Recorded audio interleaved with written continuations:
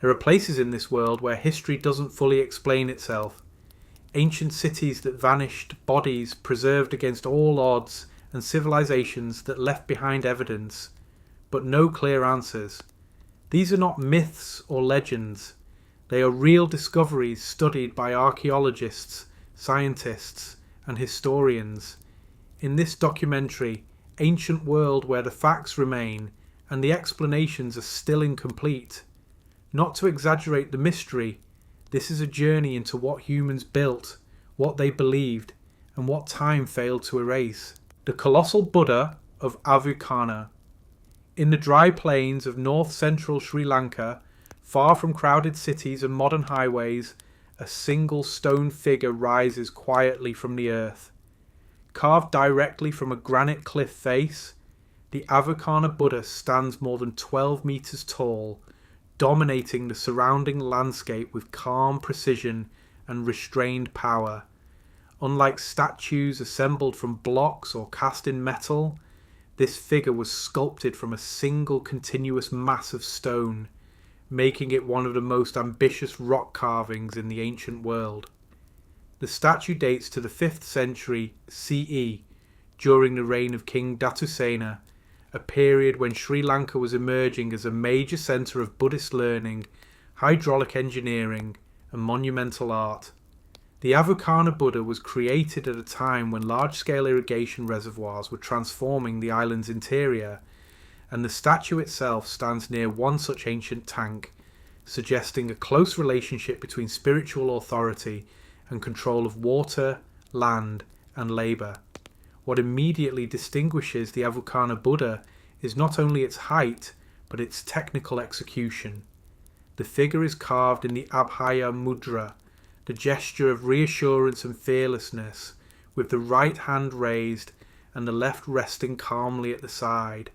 The proportions are carefully balanced, with subtle curvature in the torso and legs that creates a sense of movement and softness, despite the unforgiving hardness of granite. Granite is one of the most difficult stones to carve accurately. Unlike limestone or sandstone, it does not fracture predictably and requires sustained effort using iron tools, abrasives, and controlled removal over long periods of time. The sculptors who created Avukarna had no margin for error. Because the statue was carved from a single rock face, any major mistake would have been impossible to correct. The final form had to be visualized completely before carving began. Behind the statue runs a narrow vertical channel, carved deliberately to divert rainwater away from the surface. This detail reveals an advanced understanding of erosion control and long-term preservation. The builders anticipated how water would flow across the rock and engineered the sculpture to survive centuries of exposure to monsoon rains, heat, and wind. The facial features of the Buddha are serene but not idealized. The eyes are half closed, the lips gently curved, and the expression restrained rather than dramatic. This style reflects a transition in Sri Lankan Buddhist art, moving away from heavily ornamented figures toward a more human and contemplative representation. The statue does not overwhelm through decoration, it commands presence through scale and proportion. Archaeological evidence suggests that the Avukarna Buddha was part of a larger monastic complex, though most surrounding structures have not survived.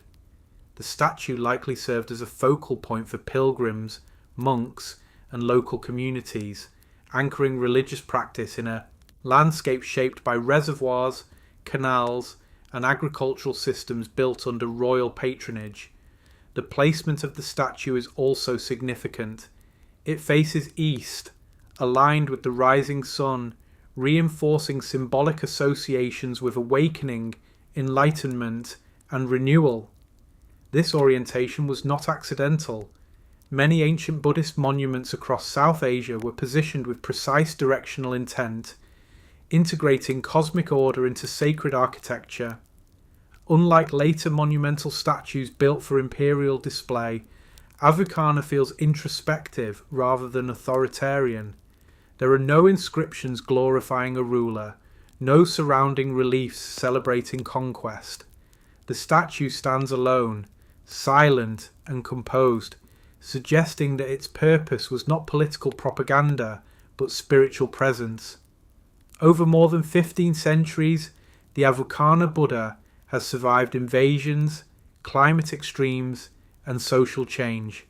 Minor surface weathering is visible, but the structure remains remarkably intact. This durability speaks not only to the resilience of granite, but to the foresight and technical knowledge of its creators. Modern scholars view the statue as a peak achievement of Sri Lankan rock-cut sculpture.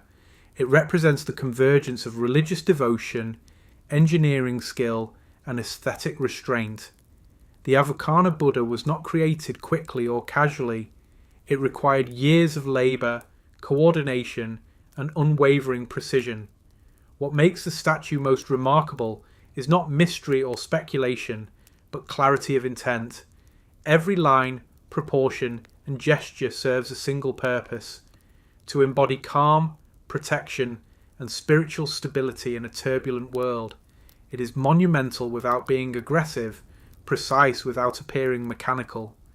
As the opening chapter of this journey into ancient mysteries, the Avalokitesvara Buddha stands as a reminder that some of the greatest achievements of the past were not built to confuse or impress future generations, but to endure quietly, rooted in belief, patience, and an extraordinary understanding of stone. The colossal goddess, statue of Tel Brak.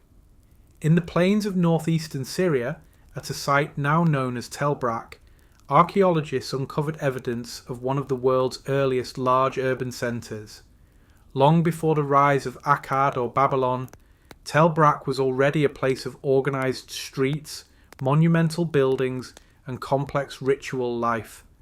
Among its most striking discoveries is a fragmented but imposing sculpture believed to represent a goddess, making it one of the earliest large-scale deity figures ever created in Mesopotamia. The statue dates to the late 4th millennium BCE, a time when human societies were transitioning from village life to true urban civilization. Writing had not yet fully developed, kingship was still forming, and religious authority played a central role in organizing communal life. The goddess statue of Tel Brak belongs to this formative period, when divine imagery was used not only for worship, but to stabilize social order in rapidly growing populations. Although the statue survives only in fragments, its original scale is clear. It was significantly larger than life, carved from stone and designed to dominate the interior space of a temple or ceremonial structure. This was not a portable idol or household figure. It was a fixed presence, intended to be seen by many, reinforcing the idea that divine power resided permanently within the city. The figure's form reflects early Mesopotamian artistic conventions. The body is simplified and monumental, emphasizing mass rather than anatomical detail. The head, though damaged, would have once carried exaggerated facial features, particularly the eyes. At Tel Brak, archaeologists discovered hundreds of small eye idols, suggesting that vision, watchfulness, and divine awareness were central concepts in local belief. The colossal goddess likely embodied the same idea on a far grander scale, a deity who watched over the city and its people continuously. Unlike later Mesopotamian statues that clearly identify named gods through inscriptions, the Tel Brak goddess predates written labels. Her identity is therefore inferred rather than known. She may have represented a mother goddess, a fertility deity, or a city-protecting divine figure whose name was spoken but never recorded.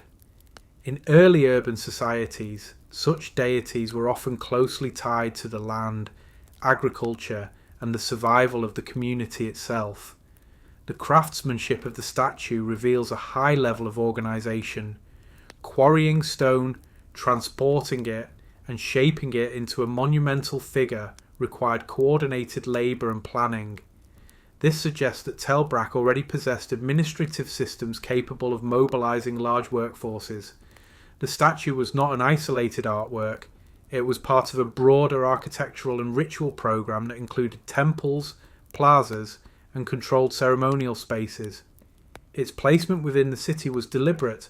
The statue likely stood in a temple complex positioned near central districts, ensuring constant visibility and reinforcing the connection between religious authority and urban life. In a society without formal law codes, monumental religious imagery served as a powerful regulating force.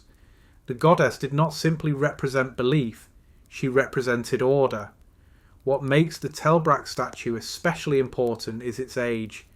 Monumental deity sculpture appears here centuries before similar large figures become common elsewhere in Mesopotamia.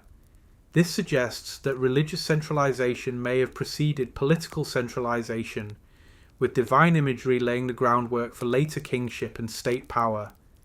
The statue was eventually broken and buried, possibly during periods of conflict or ritual transition.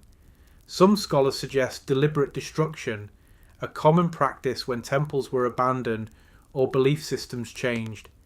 Others point to natural collapse or rebuilding phases within the city. Regardless of cause, the fragments were preserved beneath layers of occupation, allowing modern archaeologists to reconstruct its significance. Tel Brak itself experienced cycles of rise, decline, and renewal over thousands of years.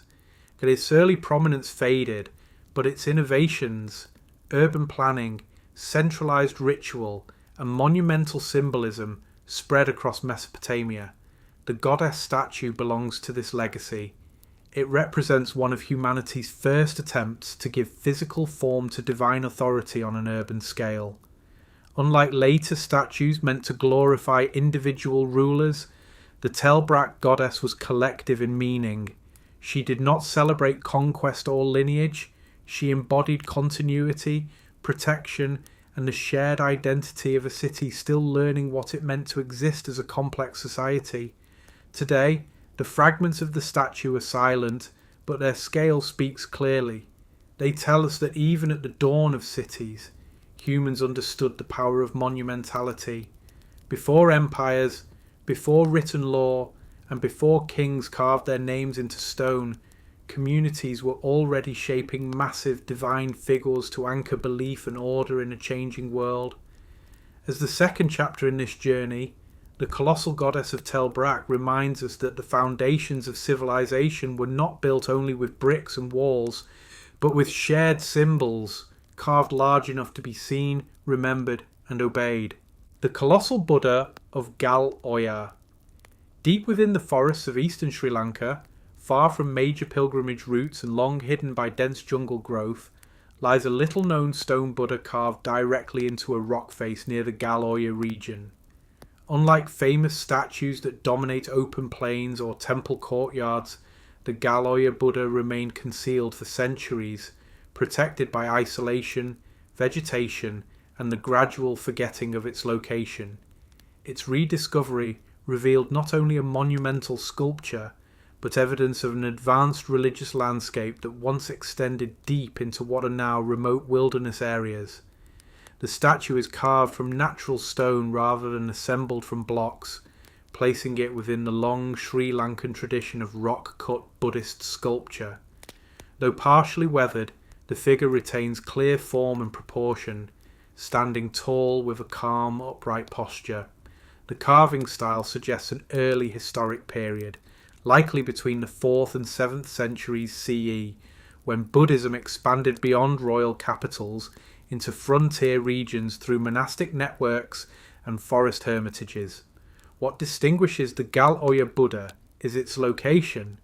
The statue sits far from ancient urban centres such as Anuradhapura or Polonnaruwa, indicating that Buddhist activity in Sri Lanka was not confined to royal patronage alone. Monks and religious communities moved outward into forested landscapes, establishing meditation sites, teaching centres, and ritual spaces in areas suited to solitude and spiritual discipline. The statue's posture follows established Theravada Buddhist iconography. The body is balanced and upright, with restrained movement and minimal ornamentation. The expression is calm rather than dramatic, emphasizing inner stillness over external authority. This stylistic restraint aligns with Sri Lanka's distinctive Buddhist aesthetic, which favoured clarity and serenity over elaborate decoration. Carving such a statue in a remote jungle environment required significant planning and effort. Tools, labour, and food supplies had to be transported through difficult terrain. The sculptors needed intimate knowledge of the stone structure to carve a large figure without fractures. Because the statue was cut directly from the rock face, the final form had to be visualised in advance, with no possibility of replacing material once removed. The presence of the statue suggests that the surrounding area once supported a functioning monastic community. Although wooden structures and brick buildings have long since decayed, traces of stone foundations, drip ledges, and modified rock shelters in the region point to a network of forest monasteries that flourished during Sri Lanka's early Buddhist centuries. The Gal Oya Buddha likely served as a focal point for ritual practice, instruction, and meditation. Water sources near the site reinforce this interpretation. Ancient Buddhist settlements were often established near reliable streams or tanks, essential for sustaining monastic life. The Gal Oya Basin provided such conditions, allowing religious communities to exist independently of urban centres while remaining connected through pilgrimage and teaching networks. The statue's concealment over time was not intentional. As political centres shifted and forests reclaimed abandoned land, many inland religious sites were gradually swallowed by vegetation. Unlike statues maintained by continuous worship, the Gal Oya Buddha passed into obscurity as roots disappeared and local populations moved elsewhere. Its survival is due largely to the durability of stone and the protective isolation of the jungle. When rediscovered, the statue showed signs of long-term weathering but no deliberate destruction. This absence of damage suggests it was not targeted during periods of religious transition or invasion, unlike some more prominent monuments. Instead, it simply faded from use, becoming part of the natural landscape. The Gal Oya Buddha challenges the assumption that monumental religious art was always created for visibility and display. Here, scale does not serve spectacle. Instead, it serves presence. The statue was meant to anchor spiritual practice in a quiet, secluded environment, reinforcing the Buddhist ideal of withdrawal from worldly distraction. Its existence also highlights how deeply Buddhism shaped Sri Lanka's interior landscapes. Religious expression was not limited to kings and capitals. It reached into forests, river valleys, and frontier zones, carried by monks whose influence extended far beyond political control. Today, the statue stands once again in partial light, its form emerging from the stone as it did centuries ago.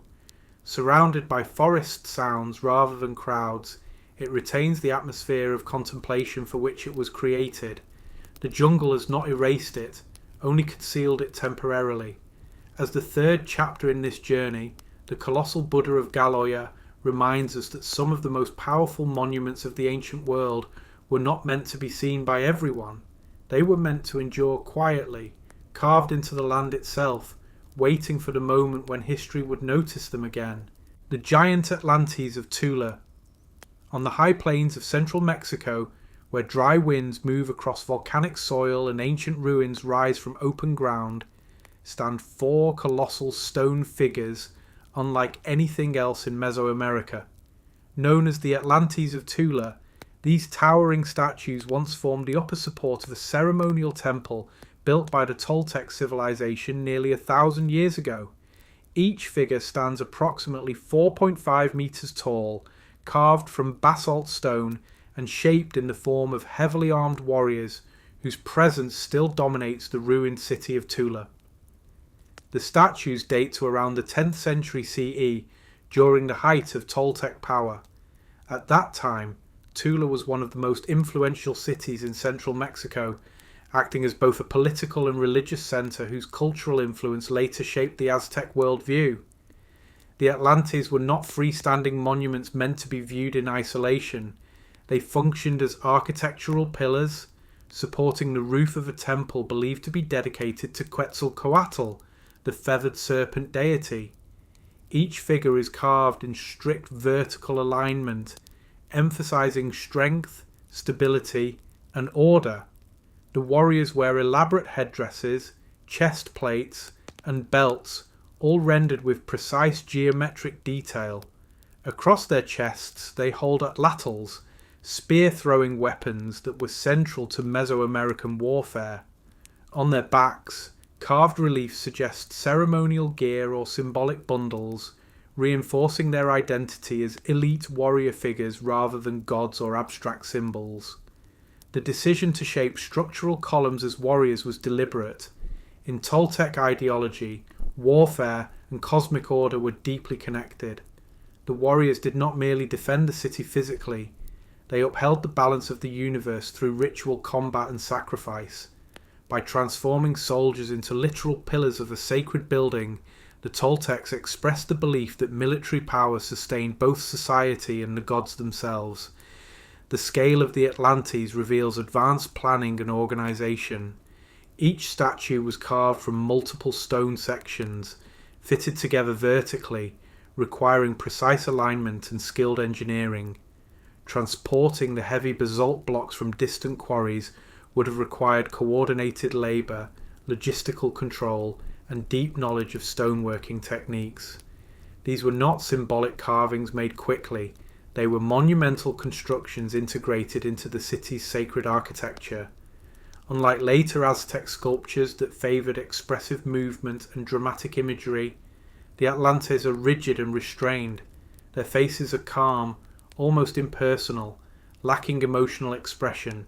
This was intentional.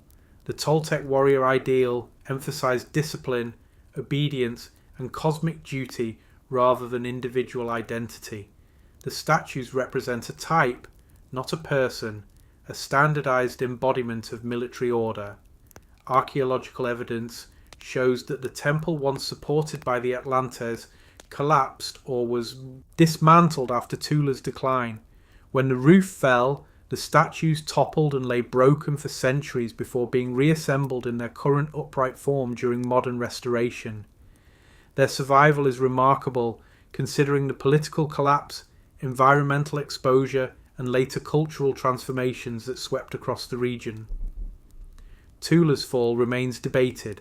Climate stress, internal conflict, and shifting trade networks may have weakened the city, allowing other powers to rise.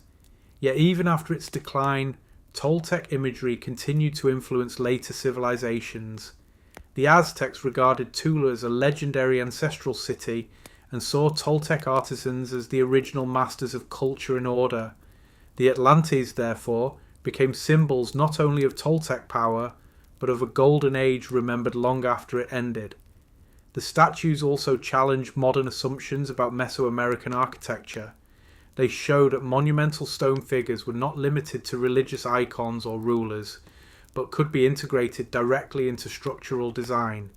Here, art, architecture, and ideology were fused into a single expression. Standing before the Atlantes today, their scale feels deliberate rather than excessive. They do not intimidate through aggression, but through permanence. Their rigid posture and upward gaze suggest vigilance rather than motion, reinforcing their role as eternal guardians rather than active warriors. As the fourth chapter in this journey, the giant Atlantes of Tula demonstrate how ancient civilizations encoded power into stone itself. These figures were not built to be admired alone, but to hold the weight of sacred space above them, physically and symbolically. Even in ruin, they continue to support a story of order, discipline, and belief carved into the heart of ancient Mexico. The Pharaoh statues of Tanis. In the flat, waterlogged lowlands of Egypt's Nile Delta, far from the monumental silhouettes of Giza and Luxor, lie the ruins of a city that once rivaled Thebes itself. Today the site is quiet, partially submerged, and difficult to access. Its stone remains scattered across fields and shallow marshes. This place is Tanis, an ancient capital that for centuries remained misunderstood, buried beneath layers of river silt, political neglect, and historical confusion. Beneath that mud, however, lay some of the largest and most impressive royal statues ever carved in Egypt. Tanis rose to prominence during Egypt's third intermediate period, beginning around the 21st dynasty, when political power shifted northward from Upper Egypt into the Delta. Unlike cities built on bedrock in the south, Tanis was constructed on soft alluvial soil deposited by the Nile over thousands of years. This choice would later conceal the city almost completely, preserving its monuments while also obscuring their original significance. When early archaeologists first encountered Tanis in the 19th century, they were puzzled. Scattered across the site were colossal statues of pharaohs, massive granite blocks, sphinxes, obelisks, and architectural fragments that seemed out of place. Some statues bore the names of famous rulers from much earlier dynasties, including Ramses II. For decades, scholars believed Tanis was simply a looted city, built from stones stolen from older capitals. This interpretation would later prove incomplete. The colossal statues of Tanis are enormous even by Egyptian standards. Many stand over 6 meters tall, carved from hard granite quarried hundreds of kilometers to the south. They depict pharaohs seated or standing in rigid idealized poses, wearing the Nemes headdress, false beard, and royal regalia associated with divine kingship. Their scale was not decorative. These statues were meant to project authority across open courtyards and temple approaches, visible from great distances. Transporting such statues to the Delta required extraordinary logistical coordination. Granite blocks weighing tens of tons had to be quarried in Aswan, floated north along the Nile, and manoeuvred into position on unstable ground. Unlike stone temples built on solid desert rock, Tanis's monuments had to contend with shifting soil, seasonal flooding, and constant moisture. This makes their survival all the more remarkable. Over time, the Nile Delta did what it always does. Flood waters deposited layer upon layer of silt, gradually burying the city. Temples collapsed. Statues toppled and sank into the mud. Entire courtyards disappeared beneath farmland. Unlike monuments in Upper Egypt, which eroded slowly in dry air, Tanis was sealed away, hidden rather than destroyed. This burial created one of archaeology's great illusions.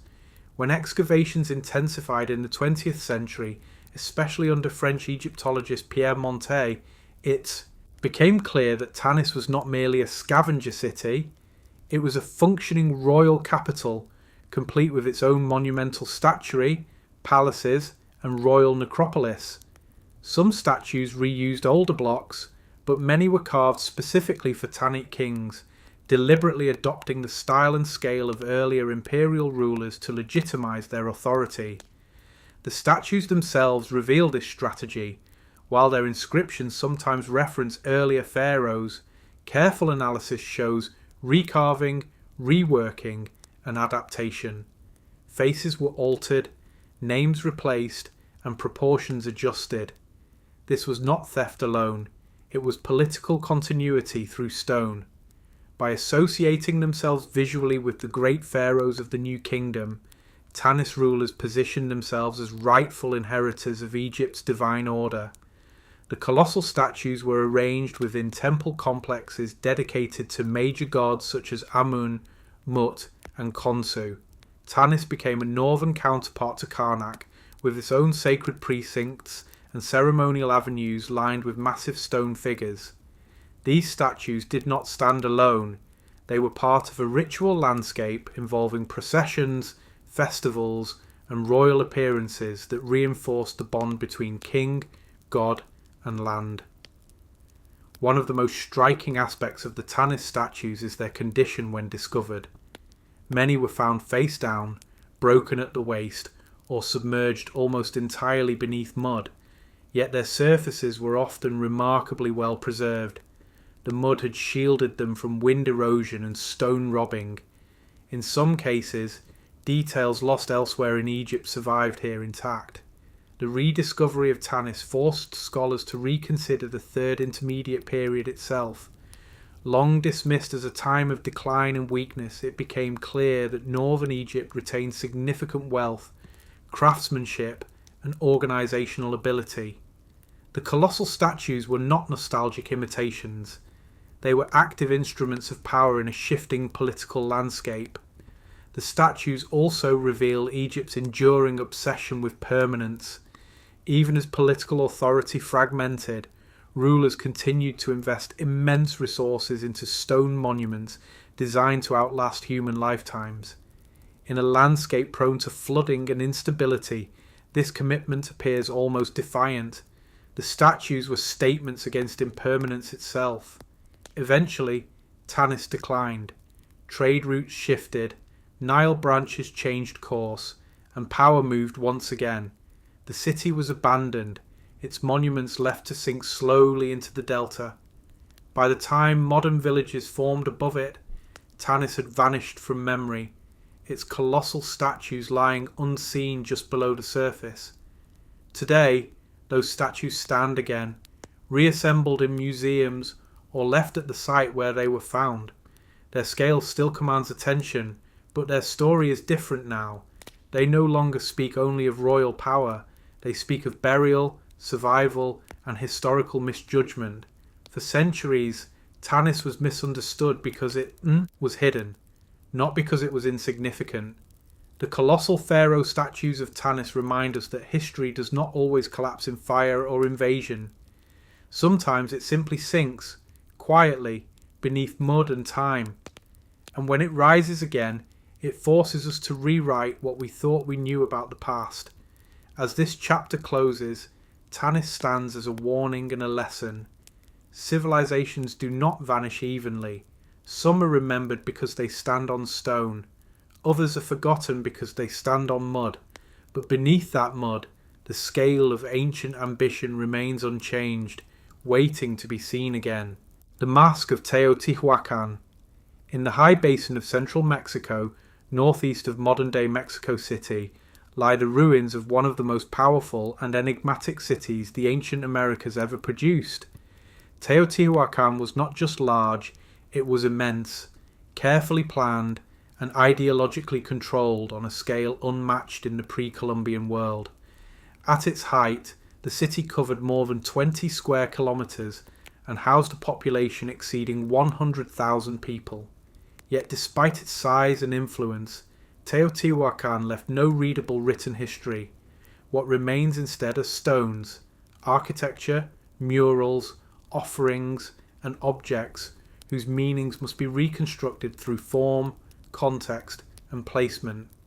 Among these objects is one of the most debated ritual artifacts ever found in Mesoamerica, the stone mask of Teotihuacan, carved from a single block of hard volcanic stone. Though often displayed in museums as a mask, its true function remains uncertain. It was not worn, it was not designed to be seen in motion, it was meant to endure, static, expressionless, and permanent. The mask is striking for its restraint. Unlike later Aztec masks, which often display dramatic expressions or decorative detail, the Teotihuacan mask is rigidly symmetrical. The eyes are hollowed but unexpressive, the mouth closed, the face flattened into idealized geometry. There is no individual identity present, no emotion, no age, no personality. What the sculptor chose to represent was not a person, but a concept. The mask was carved from a single stone block, likely sourced from volcanic quarries surrounding the Valley of Mexico. Working such stone required ironless technology, hammerstones, abrasives, water, and immense patience. The edges are clean, the planes flat, and the proportions precise. This was not experimental work. It reflects a mature, standardized artistic tradition enforced across the city. Teotihuacan was obsessed with order. Its streets were aligned to astronomical orientations. Its pyramids followed strict ratios. Its apartment compounds were standardized. Even its art avoided individuality. The mask fits perfectly into this worldview. It does not depict a ruler, a god with attributes, or a living human being. It depicts the idealized human form reduced to abstraction. One of the most important clues to the mask's purpose lies in how and where such masks were found. They were not discovered in graves worn on faces.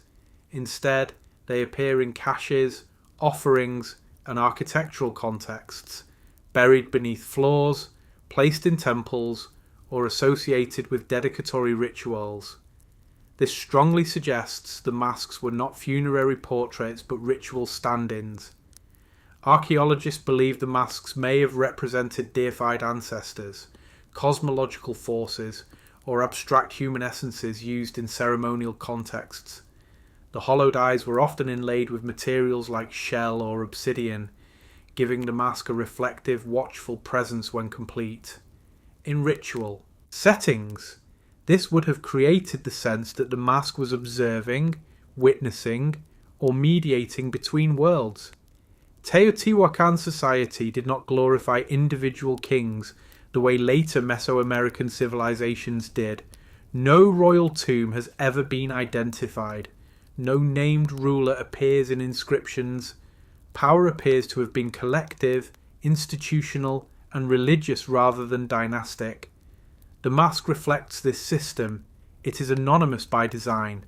The scale of some Teotihuacan masks adds another layer of mystery. While many are life-sized, some are significantly larger and heavier than any wearable object. These colossal masks could not have functioned as personal items. Their size implies installation, placement within architecture, altars, or processional spaces where visibility and permanence mattered more than mobility. The stone mask tradition also mirrors Teotihuacan's treatment of the human body in ritual. Excavations beneath the Pyramid of the Feathered Serpent revealed mass burials of sacrificial victims arranged with mathematical precision. Individuals were reduced to components of a larger symbolic system. The mask operates in the same logic: humanity stripped of individuality, transformed into structure. The city's collapse around the 6th century CE only deepens the mask's mystery. Teotihuacan was partially burned, its temples deliberately destroyed, its population dispersed. Yet many masks were carefully buried rather than smashed, suggesting ritual closure rather than chaotic abandonment. This implies that the people who left the city still respected the symbolic power of these objects, even as the system that created them failed. Later civilizations, including the Aztecs, encountered Teotihuacan as a ruined but sacred place. They believed it was where the gods created the sun. Masks and stone faces became objects of reverence, collected and reused centuries after Teotihuacan's fall. To the Aztecs, these masks were not relics of a dead city. They were artifacts from a mythic age. Modern scholars still debate whether the masks represent gods, ancestors, or an idealized human template used in multiple ritual roles. What is clear is that they were not art in the decorative sense. They were tools of ideology. They communicated stability, order, and timelessness in a society that valued cosmic balance above all else. The absence of expression is deliberate. In Teotihuacan thought, emotion may have been associated with chaos, individuality, and impermanence. The mask's calm rigidity reflects a worldview in which the ideal state was controlled, symmetrical, and eternal. Seen today in museum cases, the Teotihuacan stone mask can feel distant or cold, but in its original context, embedded in architecture, illuminated by firelight, surrounded by ritual, it would have carried immense psychological weight. It was not meant to comfort, it was meant to endure. As this chapter closes, the colossal mask of Teotihuacan stands as a symbol of a civilization that expressed power not through names or stories, but through geometry, repetition, and silence. It reminds us that some ancient societies did not seek to be remembered as individuals, but as systems carved into stone. and in that silence, Teotihuacan still speaks. The colossal statue of Udayagiri. In the low hills of central India, near the ancient city of Vidisha, a quiet sandstone ridge rises above the surrounding plain. From a distance it appears unremarkable, another weathered outcrop shaped by time and monsoon rain. But carved directly into this cliff face is one of the most important religious monuments in early Indian history, a colossal stone relief depicting Vishnu, preserved within the Udayagiri caves. Unlike freestanding statues placed in temples, this figure was carved into the living rock itself, binding divine imagery directly to the landscape.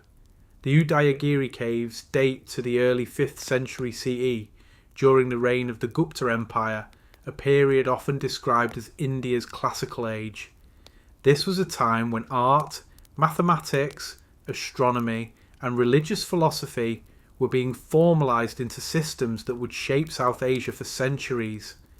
The colossal Vishnu relief at Udayagiri stands at the beginning of this transformation, marking one of the earliest monumental representations of Hindu deities carved at an imperial scale.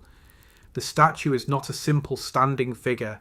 It depicts Vishnu in his Varaha incarnation, the boar-headed form of the god who, according to Hindu cosmology, rescued the earth from cosmic destruction. In the myth, the demon Hiranyaksha drags the earth into primordial waters, and Vishnu descends as Varaha, lifting the planet back to safety on his tusks. The relief captures this moment in stone. Vishnu Varaha, emerging from chaos, stabilizing the universe through divine action.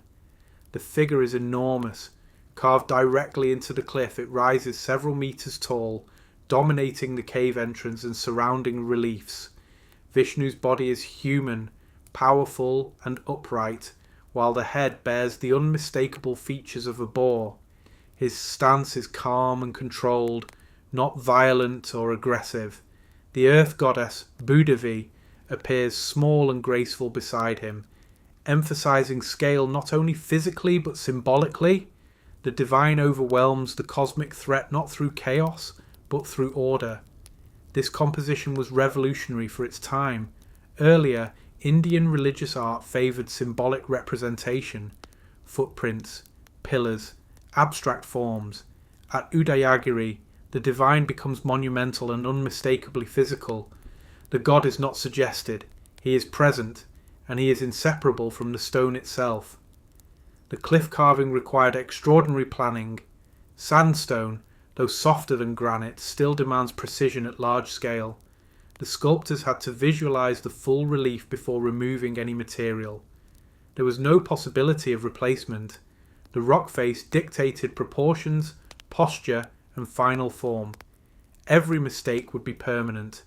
The relief is also deeply political. Udayagiri was not a remote hermitage alone.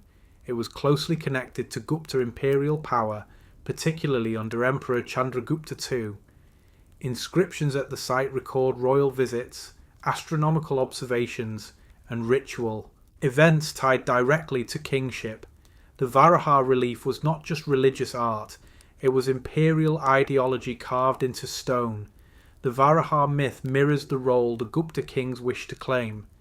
Just as Vishnu rescues the earth and restores cosmic balance, the emperor presents himself as the restorer of order after chaos. The earth goddess leaning toward Vishnu symbolizes the land itself submitting to divine and by extension royal authority. Religion and governance merge into a single visual statement. The placement of the relief reinforces this message. It faces outward toward the open landscape rather than inward toward a secluded shrine. This was meant to be seen. Pilgrims, officials, and subjects approaching the caves would encounter the god embedded in the cliff, unchanging, immovable, eternal. The empire might rise and fall, but the divine order carved into the rock suggested permanence. The surrounding caves deepen this interpretation. Udayagiri contains multiple rock-cut chambers used for ritual, meditation, and astronomical observation. One cave aligns with the equinox sunrise, allowing light to penetrate the interior at a precise moment each year. This integration of sculpture, architecture, and celestial movement shows that the site functioned as a cosmic stage where time, power, and divinity intersected. The Varaha relief also marks a turning point in Hindu iconography. The standardized forms of Vishnu, posture, proportions, attributes, emerge here with clarity. Later temples across India would replicate these conventions, but Udayagiri represents one of their earliest monumental expressions. This is not folk religion, this is theology becoming architecture. Despite its scale, the carving avoids excess ornamentation. The body is balanced, the lines controlled. The Gupta aesthetic favoured restraint, proportion, and harmony. The power of the image comes from presence, not decoration. The god does not threaten, he stabilizes. Over centuries, the relief endured invasions, religious shifts, and environmental wear. Unlike freestanding statues that could be toppled or moved, this figure remained anchored to the cliff. Its survival is tied to its integration with the land. Even when worship patterns changed, the stone could not be easily erased. Modern visitors often misidentify the relief as simply a giant statue, overlooking its deeper significance. But Udayagiri is not about size alone. It is about the moment when divine mythology, imperial authority, and monumental art fused into a single expression. It is about a civilization asserting that order, cosmic and political, could be carved into the earth itself. The colossal Vishnu of Udayagiri does not exist in isolation. It represents the beginning of a tradition that would later produce the great temple complexes of India, Ellora, Badami, Khajuraho. But here, at Udayagiri, the idea appears in its rawest and most powerful form, God and mountain as one. As this chapter closes, the Udayagiri relief stands as more than a sculpture. It is a declaration, a statement that the universe has structure, that chaos can be overcome, and that divine order, once carved into stone, can outlast empires. In the silence of the cliff, Vishnu still holds the earth. The giant Buddha of the Dazu rock carvings. In the green hills of Chongqing, southwestern China, a series of sandstone cliffs stretch quietly above river valleys and farmland. At first glance, the rock faces appear natural, shaped only by erosion and time, but as one approaches, the stone begins to change. Faces emerge, bodies follow, entire walls reveal themselves to be covered with carved figures. Buddhas, bodhisattvas, monks, guardians, kings, demons, and ordinary people, arranged not as isolated monuments, but as a continuous narrative carved directly into the living cliff. This is Dazu, one of the most extensive and sophisticated rock-cut religious complexes in the world. Unlike single colossal statues carved to dominate a landscape, the Dazu carvings form a complete religious environment, created over centuries and integrated into daily life. At its heart stand giant Buddhas and towering figures that anchor a visual system designed not only to inspire devotion, but to teach doctrine, ethics, and social order through stone. The Dazu carvings were created primarily between the 9th and 13th centuries CE, during the late Tang, Song, and early Yuan periods. This was a time of major transformation in Chinese religious life. Buddhism, Taoism, and Confucianism were no longer competing traditions, but increasingly blended into a single moral and philosophical framework. Dazu is the clearest surviving expression of this synthesis. Unlike imperial cave complexes such as Yungang or Longmen, which were sponsored by emperors and centralized courts, Dazu was largely supported by local elites, monks, and communities. This difference shaped everything about the site. The carvings are monumental, but not imperial. They are detailed, but not remote.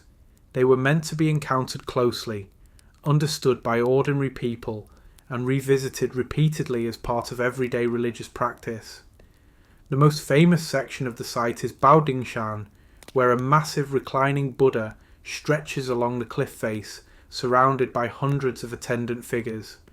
Nearby, enormous seated Buddhas gaze outward with calm expressions, their bodies carved directly from the sandstone wall.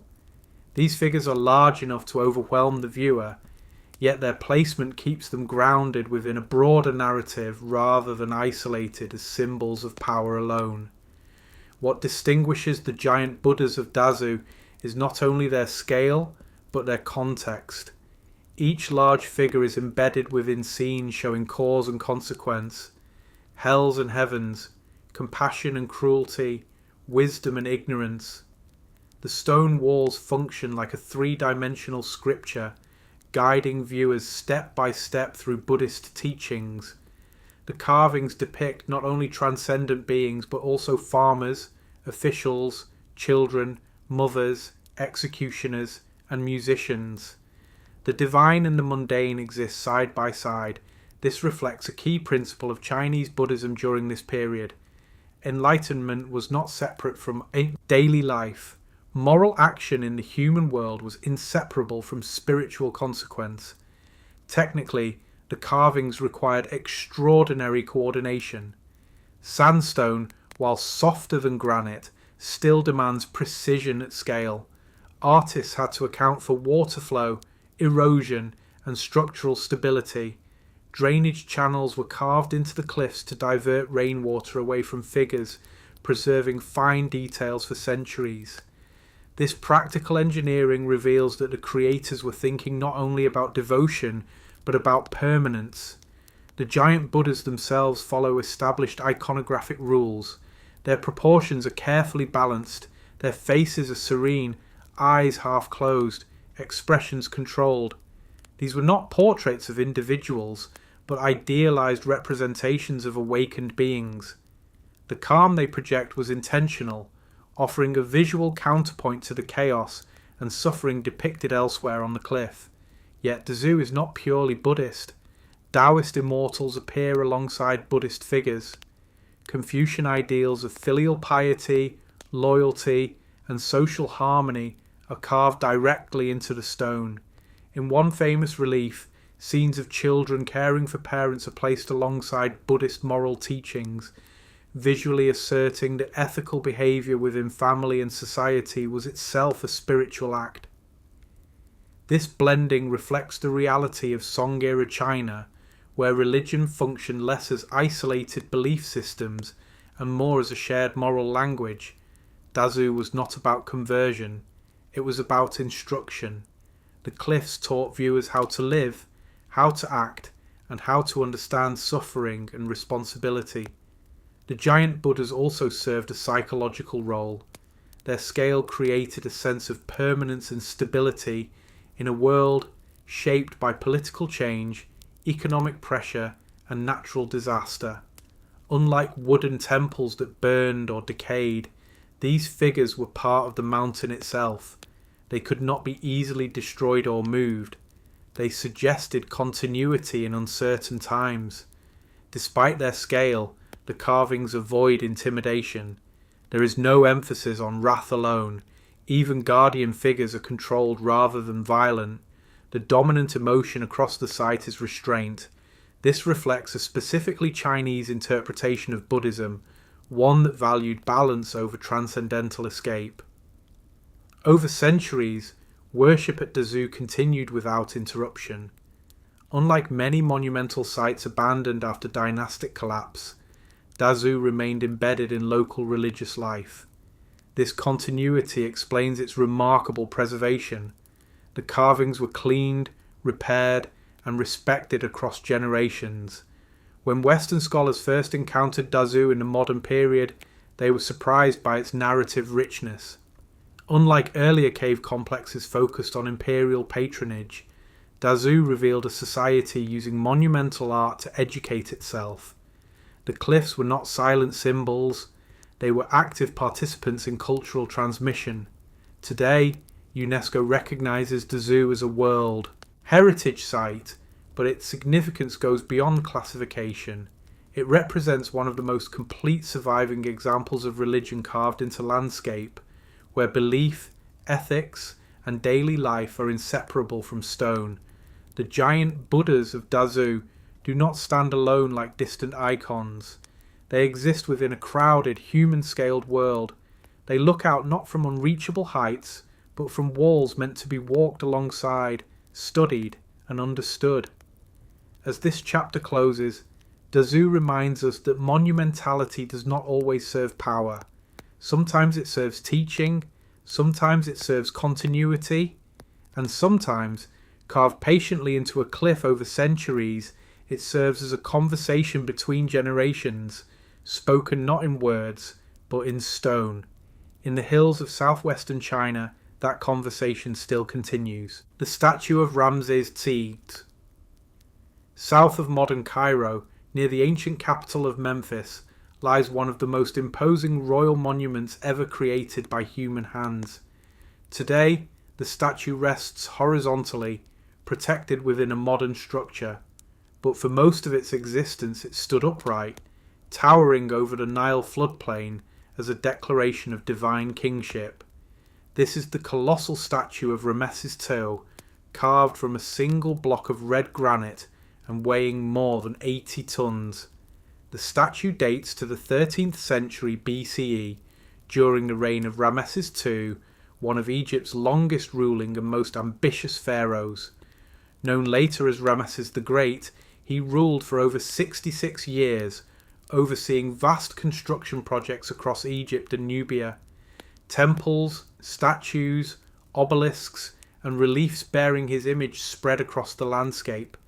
But among them all, the Memphis Colossus stands apart, not only for its size, but for what it reveals about power, engineering, and memory in ancient Egypt.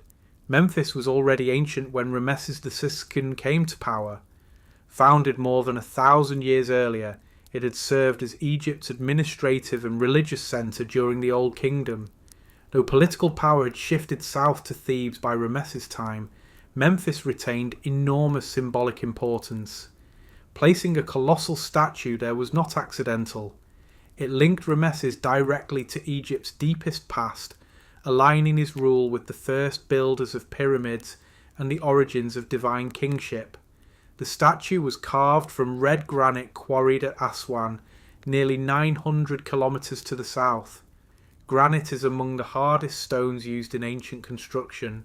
Carving it required copper or bronze tools, stone hammers, abrasives like quartz sand, and years of sustained labour. The surface of the statue shows smooth planes and crisp details that could only have been achieved through relentless grinding and polishing.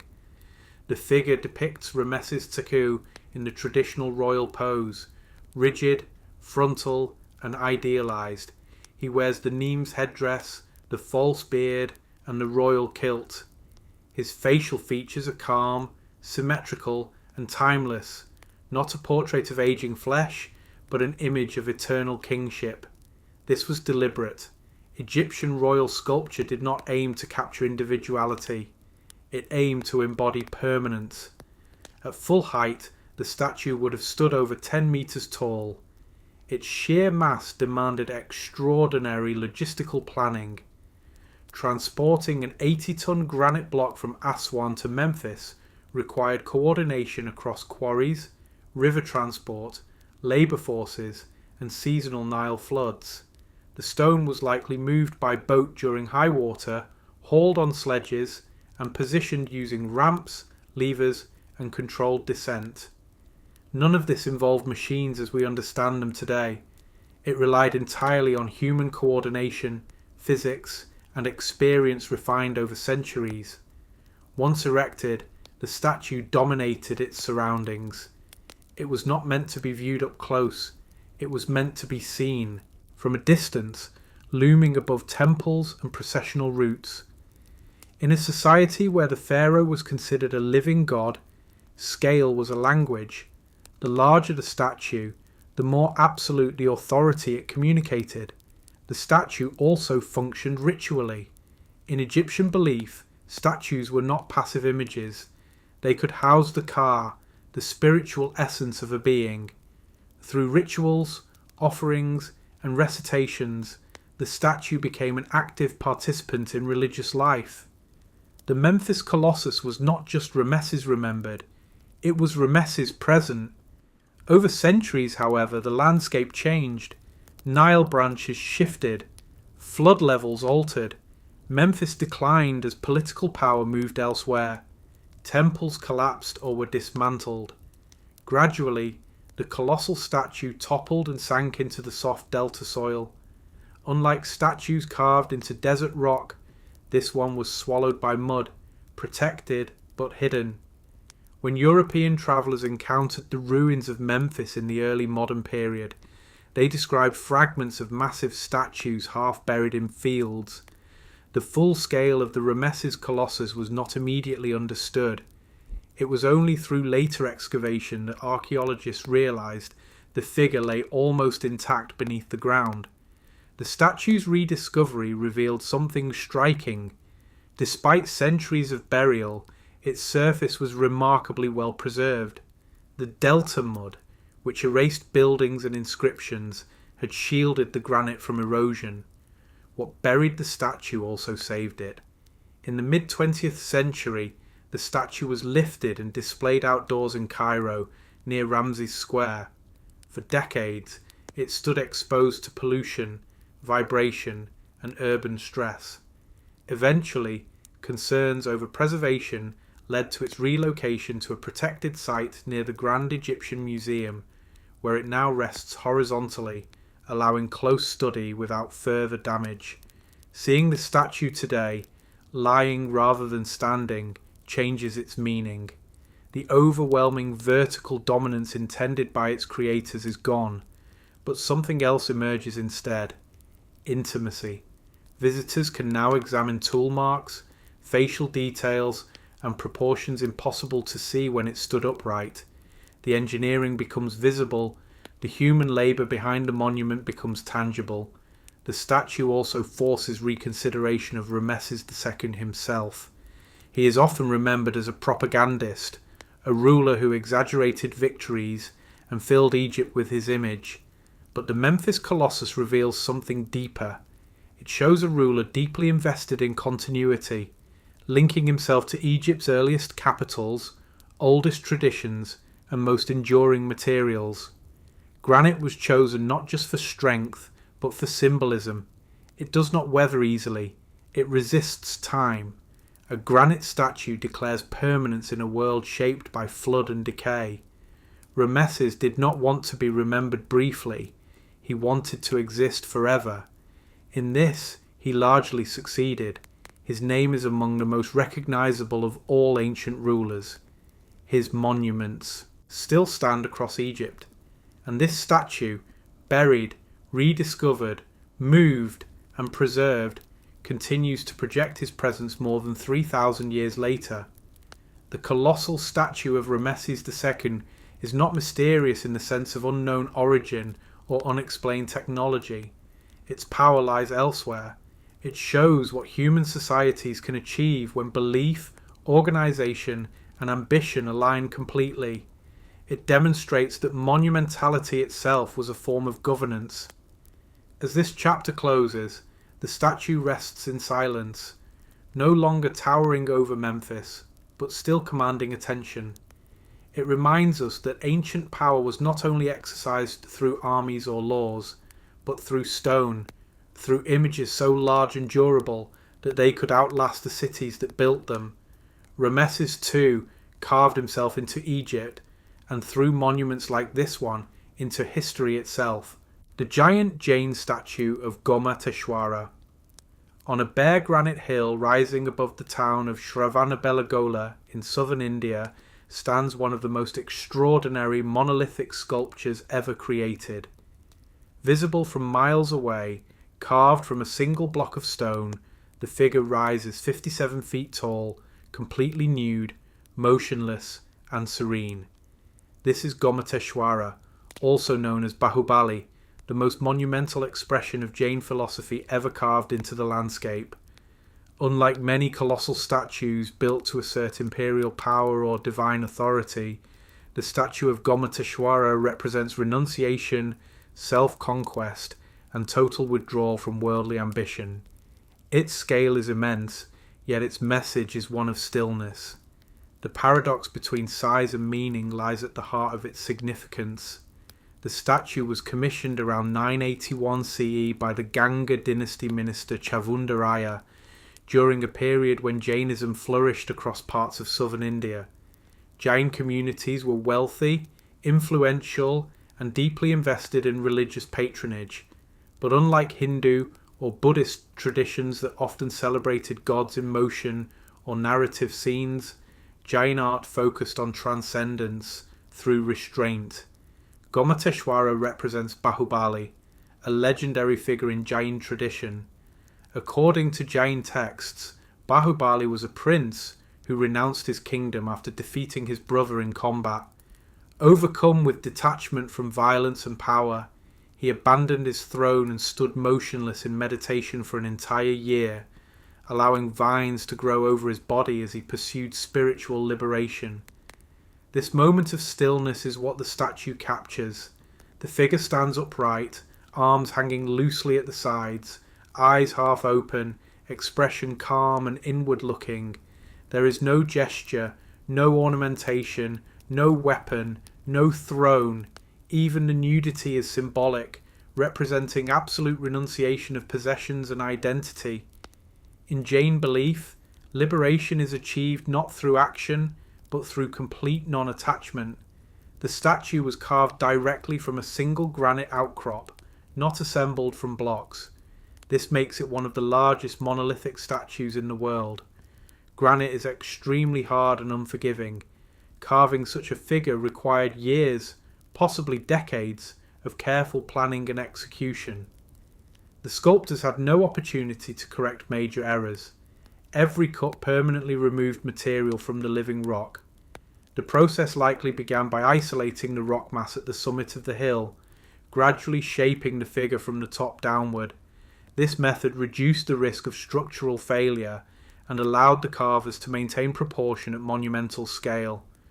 Tool marks visible on the surface show systematic grinding and polishing rather than aggressive cutting, indicating patient, methodical work. Unlike many monumental statues positioned in valleys or temple complexes, Gomateshwara stands atop a hill, accessible only by climbing hundreds of stone steps. This was intentional. Pilgrimage. 2. The statue requires physical effort, mirroring the spiritual effort demanded by Jain practice. The ascent prepares the visitor for encounter, not spectacle. The statue's proportions are carefully balanced. Despite its height, the body does not appear exaggerated or distorted. The shoulders are broad but relaxed. The legs are firmly planted, conveying stability. Subtle detailing, such as the soft curvature of the torso and the vines climbing the legs, adds realism without breaking the statue's stillness. These vines are among the most remarkable features of the sculpture. They symbolize the passage of time during Bahubali's meditation, showing that he stood so long that nature reclaimed his body. Yet the vines do not entangle or overwhelm him. They coexist with his form, reinforcing the Jain ideal of harmony between life and renunciation. The statue's face is deliberately restrained. There is no dramatic expression of enlightenment or suffering. The eyes do not look outward. They appear focused inward, reinforcing the idea that liberation is internal, not performative. This contrasts sharply with other colossal statues around the world that emphasize dominance or divine intervention. The cultural context of the statue is essential to understanding its scale. Jainism places extraordinary emphasis on ahimsa, or non-violence. This principle extends beyond physical harm to include thoughts, speech, and intention. Creating a statue of such size, dedicated not to conquest but to self-restraint, reflects a worldview radically different from imperial monumentality. The statue also played a central role in communal ritual. Every 12 years, Shravanabelagola hosts the Mahamastakabhisheka, a grand anointing ceremony during which the statue is bathed in milk, saffron, sandalwood paste, flowers, and water. This ritual has been performed for over 1,000 years, making it one of the longest continuous religious traditions associated with a single monument anywhere in the world. During these ceremonies, scaffolding is erected around the statue's head, allowing priests to pour offerings from above. The ritual reinforces the idea that even the most monumental form remains a vessel for humility and devotion, not an object of domination. The survival of the statue across centuries is remarkable. Southern India experienced political upheavals, religious shifts, and invasions, yet Gomateshwara was never defaced or destroyed. Its elevated location, combined with the respect commanded by Jain institutions, likely protected it from harm. Its sheer scale also discouraged removal or repurposing. Unlike statues buried in mud or hidden by jungle, Gomateshwara has always remained visible. It was never forgotten. Its meaning was preserved through continuous worship and cultural memory. This continuity distinguishes it from many other ancient monuments that survive only through rediscovery. From an engineering perspective, the statue demonstrates extraordinary understanding of weight distribution and stone stability. Despite centuries of exposure to wind, rain, and temperature change, the figure remains structurally sound.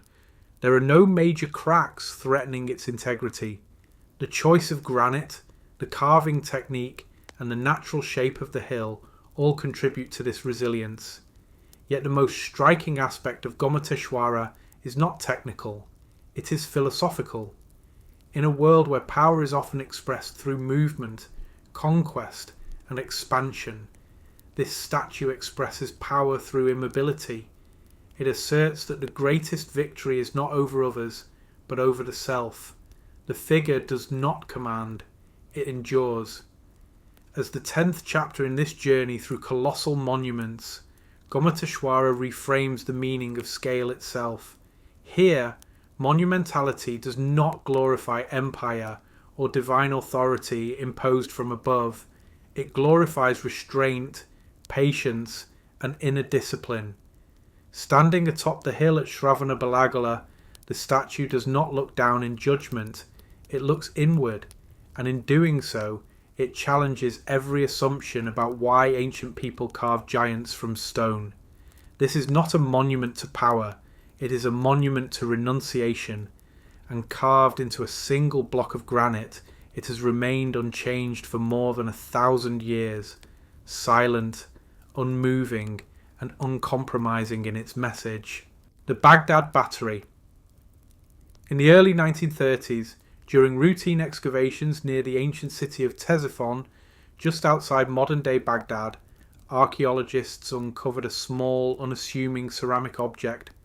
At first glance, it appeared insignificant, a simple clay jar, roughly the size of a hand, sealed at the top with asphalt.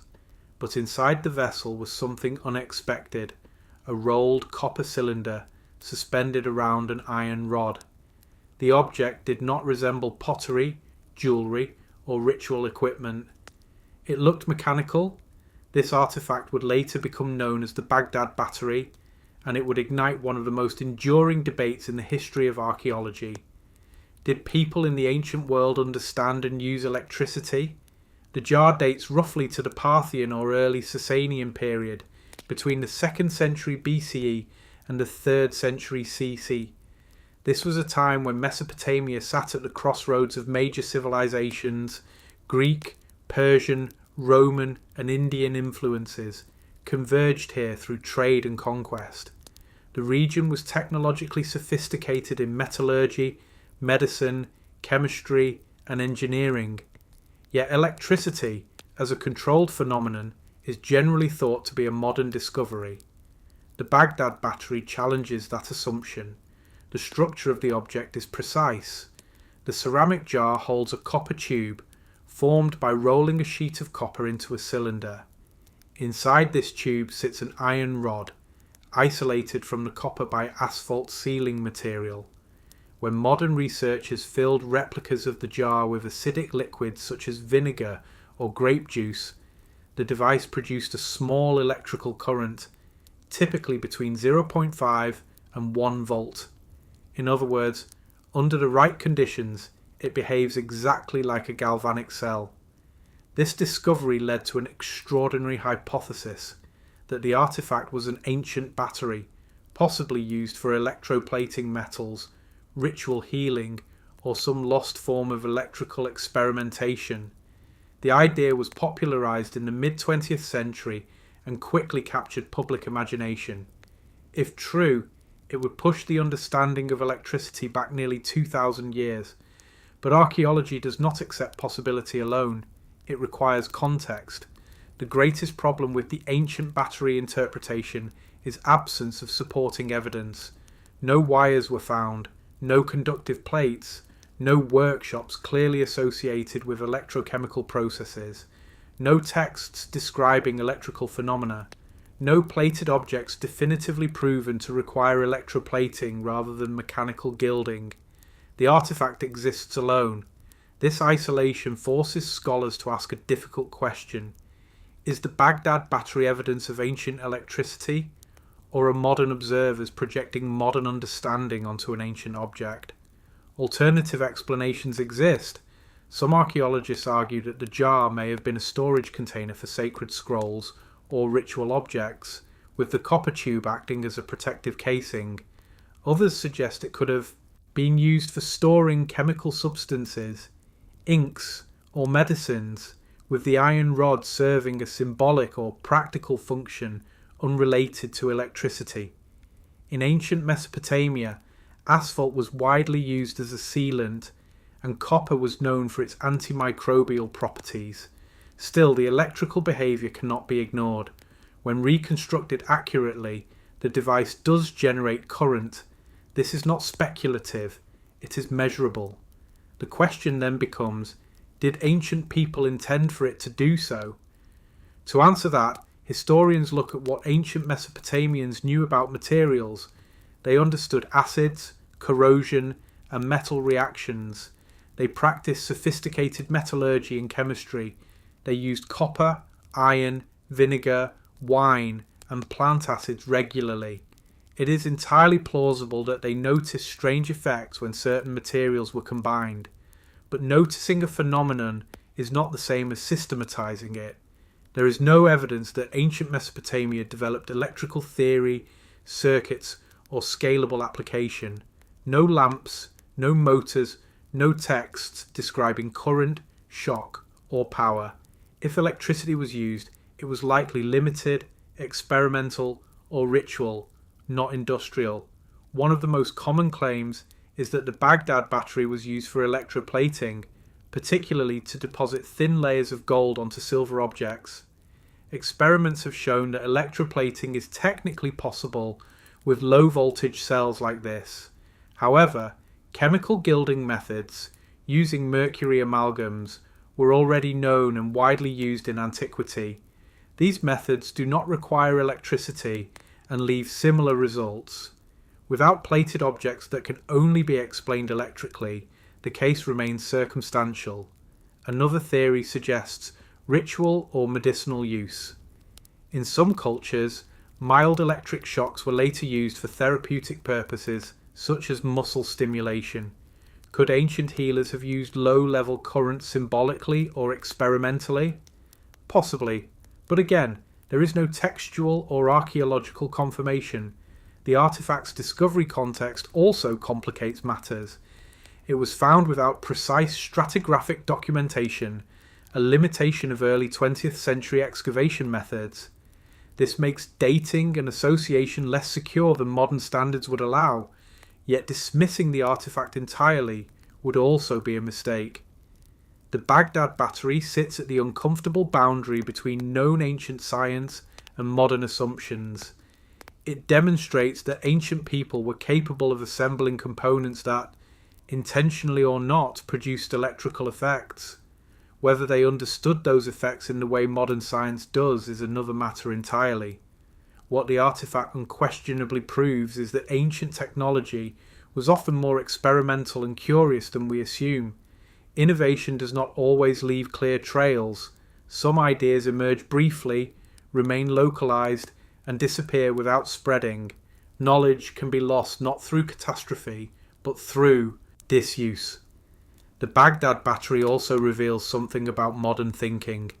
Faced with an unfamiliar object, we search for extremes, either dismissing it as coincidence or elevating it to evidence of lost advanced civilizations. The truth often lies in between. It is possible that the artifact was multifunctional. It may have been designed for one purpose, while its electrical behavior was an unintended side effect, or it may have been intentionally constructed to explore a phenomenon that was never fully developed.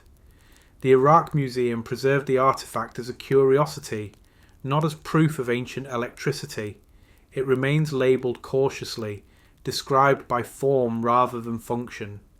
This restraint reflects the discipline of archaeology, wonder tempered by evidence. As this chapter closes, the Baghdad battery remains unresolved. It neither proves ancient electrical grids nor collapses into simple coincidence. It occupies a narrow, fascinating space, a reminder that ancient knowledge did not move in straight lines, and that innovation does not always lead to continuity. Sometimes, ideas appear too early, in the wrong context, and vanish. Whether the Baghdad battery represents lost experimentation, ritual symbolism, or accidental chemistry, it forces us to reconsider how inventive ancient societies could be, and how fragile knowledge truly is. In the ruins of Mesopotamia, among empires that rose and fell, a small clay jar continues to pose a question modern science cannot fully answer. Not what ancient people knew, but how much we have forgotten. The bodies in the bog. Across northern Europe, in landscapes that appear quiet and unremarkable, archaeologists have uncovered some of the most haunting human remains ever found. In peat bogs stretching across Ireland, Denmark, Germany, the Netherlands, and Britain, bodies have emerged from the earth with skin intact, hair preserved, and facial expressions frozen in time. These individuals lived thousands of years ago, yet their faces remain so lifelike that they seem closer to sleep than death. They are known collectively as bog bodies, and they represent one of the most unusual intersections of human ritual, environment, and preservation ever documented. Most bog bodies date between 2000 BCE and 500 CE, spanning the Bronze Age into the Iron Age. This was a period of social transition in Europe, marked by the rise of complex tribal societies, shifting belief systems, and increasing ritual activity. The bogs where these bodies were found were not random locations. In ancient Northern European cosmology, bogs were liminal spaces, neither land nor water, neither living nor dead. They were thresholds between worlds. The preservation of bog bodies is not accidental. Peat bogs create a unique chemical environment. The water is acidic, cold, and low in oxygen. Sphagnum moss releases compounds that tan human skin in much the same way leather is tanned. This process preserves soft tissue while dissolving bone. As a result, bog bodies often retain skin, internal organs, fingernails, eyelashes, and even stomach contents, while their skeletons slowly degrade. The first documented bog body discoveries shocked early observers. Farmers cutting peat for fuel encountered human faces staring back at them from the ground. Some bodies appeared freshly killed despite being centuries old. Many were initially mistaken for modern murder victims, triggering police investigations before their true age was determined. One of the most famous examples is Tolland Man, discovered in Denmark in 1950. He died around the 4th century BCE. His face is so well preserved that wrinkles, beard stubble, and a peaceful expression remain visible. A leather cap still rests on his head. A braided noose is looped around his neck. He was hanged. Forensic analysis showed that Tolland Man died quickly, with no signs of struggle. His last meal, porridge made from barley and wild seeds, was preserved in his stomach. allowing scientists to reconstruct his final hours. There were no defensive wounds, no signs of accident. His death was deliberate. He was not alone. Across Europe, bog bodies show patterns that cannot be explained by random violence. Many were strangled, stabbed, bludgeoned, or had their throats cut. Some experienced multiple methods of execution, a phenomenon archaeologists call overkill. In several cases, victims were bound, blindfolded, or placed carefully into the bog in specific positions.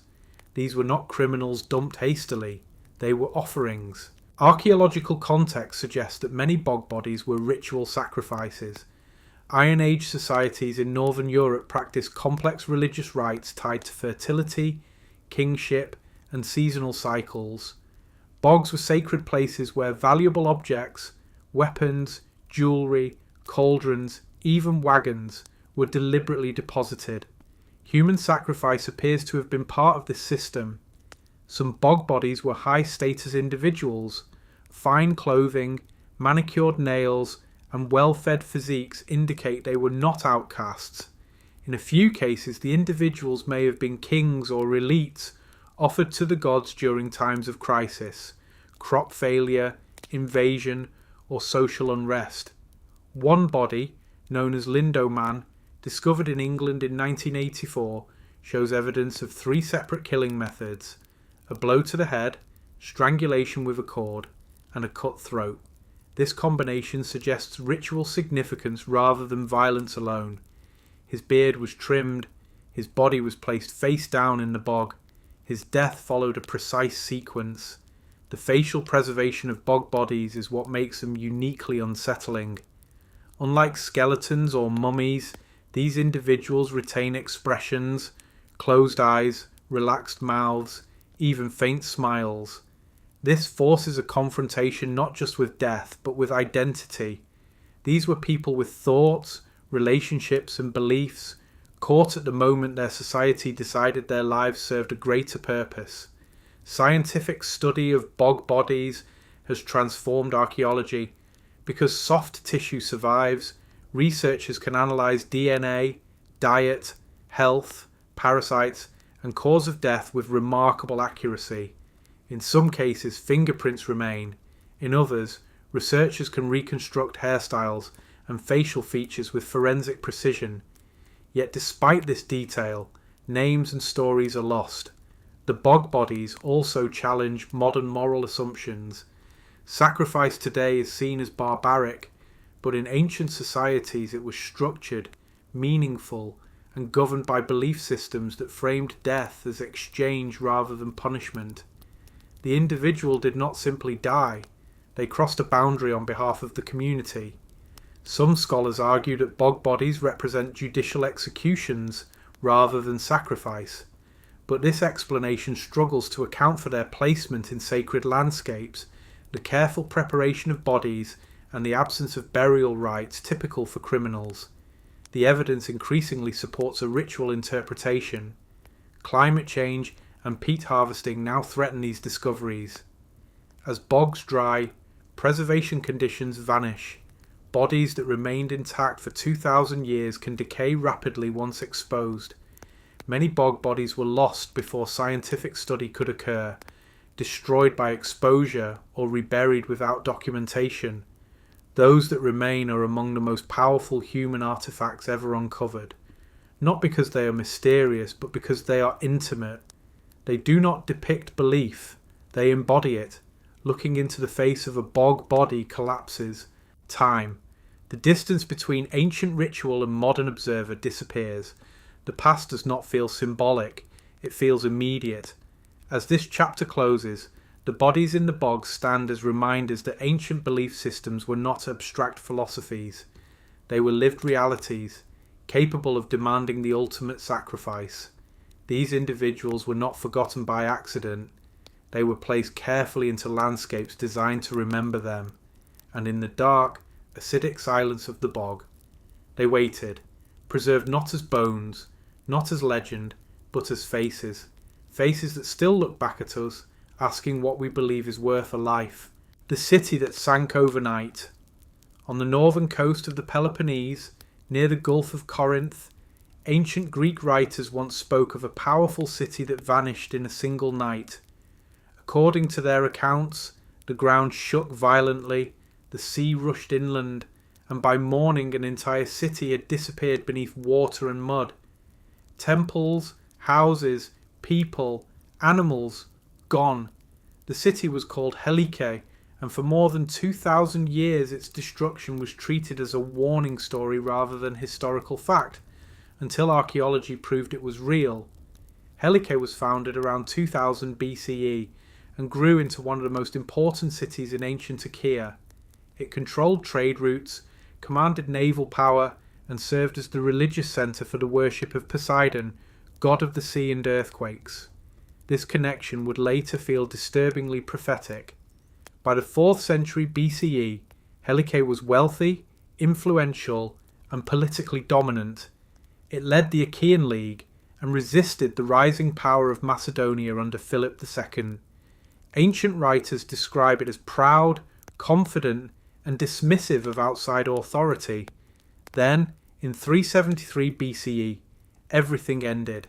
According to multiple independent ancient sources, including Strabo, Pausanias, Diodorus Siculus, and Aristotle, a massive earthquake struck Helike during the winter night. The ground fractured, buildings collapsed, the sea surged forward. By dawn, the city had been swallowed by a combination of seawater, liquefied soil, and sediment. Helike did not burn, it did not decay, it sank. What makes this event extraordinary is the consistency of the accounts.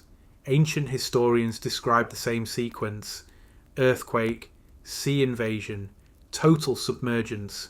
They describe fishing boats later catching fragments of rooftops in their nets. They describe the ruins visible beneath shallow water for generations afterward. For centuries, travellers claimed they could still see Helike under the sea. Yet when modern archaeology began, Helike was nowhere to be found. Early excavators searched the seabed. Nothing. The ruins were not offshore where ancient texts suggested. For decades, skeptics argued that Helike was exaggerated or entirely mythical. Some even proposed that Plato's story of Atlantis was inspired by Helike, transforming history into allegory. The truth, when uncovered, was far more complex. Modern geological research revealed that the Gulf of Corinth is one of the most seismically active regions in Europe. It sits atop multiple fault lines where the Earth's crust is being pulled apart. Earthquakes here do not simply shake buildings, they can fundamentally reshape landscapes. Helike was built on a delta plain composed of water-saturated sediment deposited by rivers over thousands of years.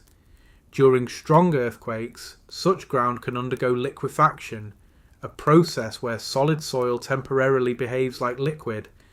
Buildings lose their foundations and sink, not collapse. This is exactly what happened. In the key late 1980s and 1990s, Greek archaeologists shifted their search inland, away from the sea. Beneath layers of silt and agricultural land, they found it. Streets, walls, houses, pottery, and infrastructure, preserved in mud, not water. Helike had not sunk into the sea. The sea had come to Helike. A powerful earthquake caused the land to liquefy and subside, while seawater surged inland. Over time, rivers deposited sediment on top of the drowned city, sealing it beneath meters of earth. The coastline itself shifted, misleading later generations. The discovery confirmed that the ancient accounts were not mythological exaggerations. They were accurate descriptions of a rare but catastrophic geological event. Excavations revealed something even more striking. Helike shows no signs of long-term decline before its destruction. There is no evidence of gradual abandonment, fire damage, or warfare. Everyday objects were left in place. Storage jars were full. Tools were unfinished. People had no time to escape. This supports the idea that Helike was destroyed overnight, exactly as described. The religious dimension of the disaster deeply affected the ancient Greek world. Helike was Poseidon's city, and its destruction was widely interpreted as divine punishment, possibly for political arrogance or sacrilege. Greek writers recorded that Helike had refused aid to Ionian Greeks before the Persian Wars, angering the gods. Whether or not this belief had any factual basis, the psychological impact was immense. Helike became a moral lesson embedded in Greek culture. Cities that defy balance will fall. This idea later echoes in Plato's writings. While Atlantis is fictionalized, many scholars agree that Helike influenced Plato's thinking. A real city destroyed suddenly by natural forces, remembered within living memory, provided a powerful template for philosophical warning. Yet Helike was not unique. Modern science recognizes similar events throughout history. Entire settlements lost to earthquakes, tsunamis, and liquefaction. What makes Helike exceptional is that it was documented, remembered, lost, and then rediscovered, confirming ancient testimony with modern evidence. The ruins show advanced urban planning, paved roads, drainage systems, organised neighbourhoods. Helike was not a primitive town. It was a functioning city-state integrated into Greek political life. Its loss reshaped regional power structures and accelerated the decline of Achaean dominance. After Helike's destruction, the nearby city of Aegion rose in importance. Trade routes shifted, political alliances changed. The disaster altered history not symbolically, but materially. The site remains partially submerged even today. Some ruins lie beneath groundwater and marshland. Excavation is slow and difficult. Preservation is fragile. But what has been uncovered already confirms something rare in archaeology. An ancient disaster described accurately by multiple witnesses. Helike stands as one of the earliest known examples of earthquake-induced urban annihilation. It also challenges modern assumptions that ancient people exaggerated catastrophe. In this case, they did not. If anything, they understated the scale. As this chapter closes, Helike reminds us that civilizations do not always fade slowly. Sometimes they end in silence, beneath water and mud, in the space of a single night. No warning, no rebuilding, no memory, until the earth gives them back. The city that sank overnight was not a legend. It was history, buried and finally recovered. The skull cult of the Levant. Long before temples, writing, or kings, some of the earliest settled human communities practiced a ritual that remains among the most unsettling in archaeology. In villages across the ancient Levant, modern-day Israel, Palestine, Jordan, and Syria, people carefully removed the skulls of the dead, reshaped their faces with plaster, inserted shells into the eye sockets, and displayed them inside homes. These objects are known today as plastered skulls, and they date back nearly 9,000 years to the pre-pottery Neolithic B period, one of the most critical transitions in human history. This was the moment when humans were abandoning nomadic life and learning how to live permanently in one place. The skull cult did not emerge from savagery or fear, it emerged from memory. The earliest and most famous examples were discovered at Jericho, one of the oldest continuously inhabited settlements on Earth. Archaeologists excavating beneath Neolithic houses found burials beneath the floors. Bodies were placed carefully in shallow graves, but after decomposition, something unusual happened. The skulls were removed. The cranium was separated from the spine, cleaned and preserved. The face was then reconstructed using lime plaster. Noses were shaped, cheeks were smoothed. Shells, often cowrie shells, were pressed into the eye sockets to give the skulls a lifelike gaze. In some cases, pigments were applied to simulate skin tone or hair. These were not crude objects, they were portraits. Across the Levant, dozens of these plastered skulls have been found, often clustered in groups, and hidden beneath house floors or placed in niches. The practice was widespread but not universal, suggesting a shared belief system with local variations rather than a single centralized religion. The people who created these skulls lived in an era without pottery, metal, or writing, yet they invested extraordinary effort into preserving the faces of the dead. This tells us something essential. Identity mattered deeply.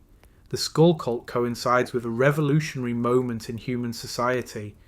Permanent settlements were forming, agriculture was beginning, property, inheritance, and lineage suddenly mattered in ways they never had before. When people stopped moving, memory became tied to place. The dead did not leave with the living, they stayed. Plastered skulls appear to represent ancestor veneration, the belief that the spirits or presence of ancestors continue to influence the household. By reconstructing faces, the living maintained a visual and emotional connection to those who had come before. Importantly, these skulls were not hidden in cemeteries. They were kept inside homes. This suggests that ancestors were not feared. They were consulted, remembered, and possibly believed to protect the household or legitimize claims to land and status. In early agricultural societies where survival depended on continuity, ancestors anchored families to territory. Scientific analysis supports this interpretation. Isotopic studies show that individuals whose skulls were plastered were often locals, not outsiders.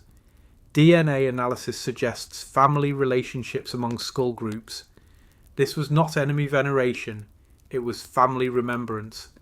The process of skull modification also reflects an early understanding of anatomy and materials. Lime plaster requires controlled heating of limestone to produce quicklime, then careful mixing with water. This is not accidental knowledge, it suggests specialized skill passed down through generations.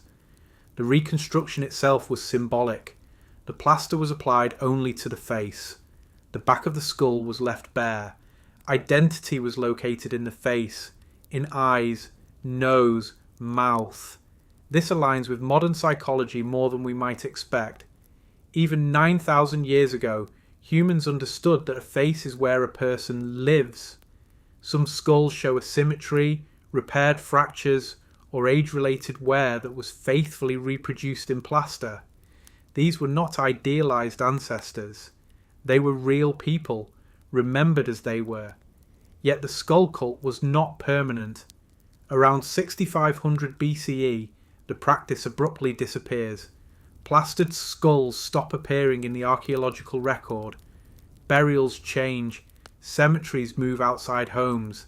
Ancestors are no longer kept within domestic space. This shift likely reflects deeper social changes.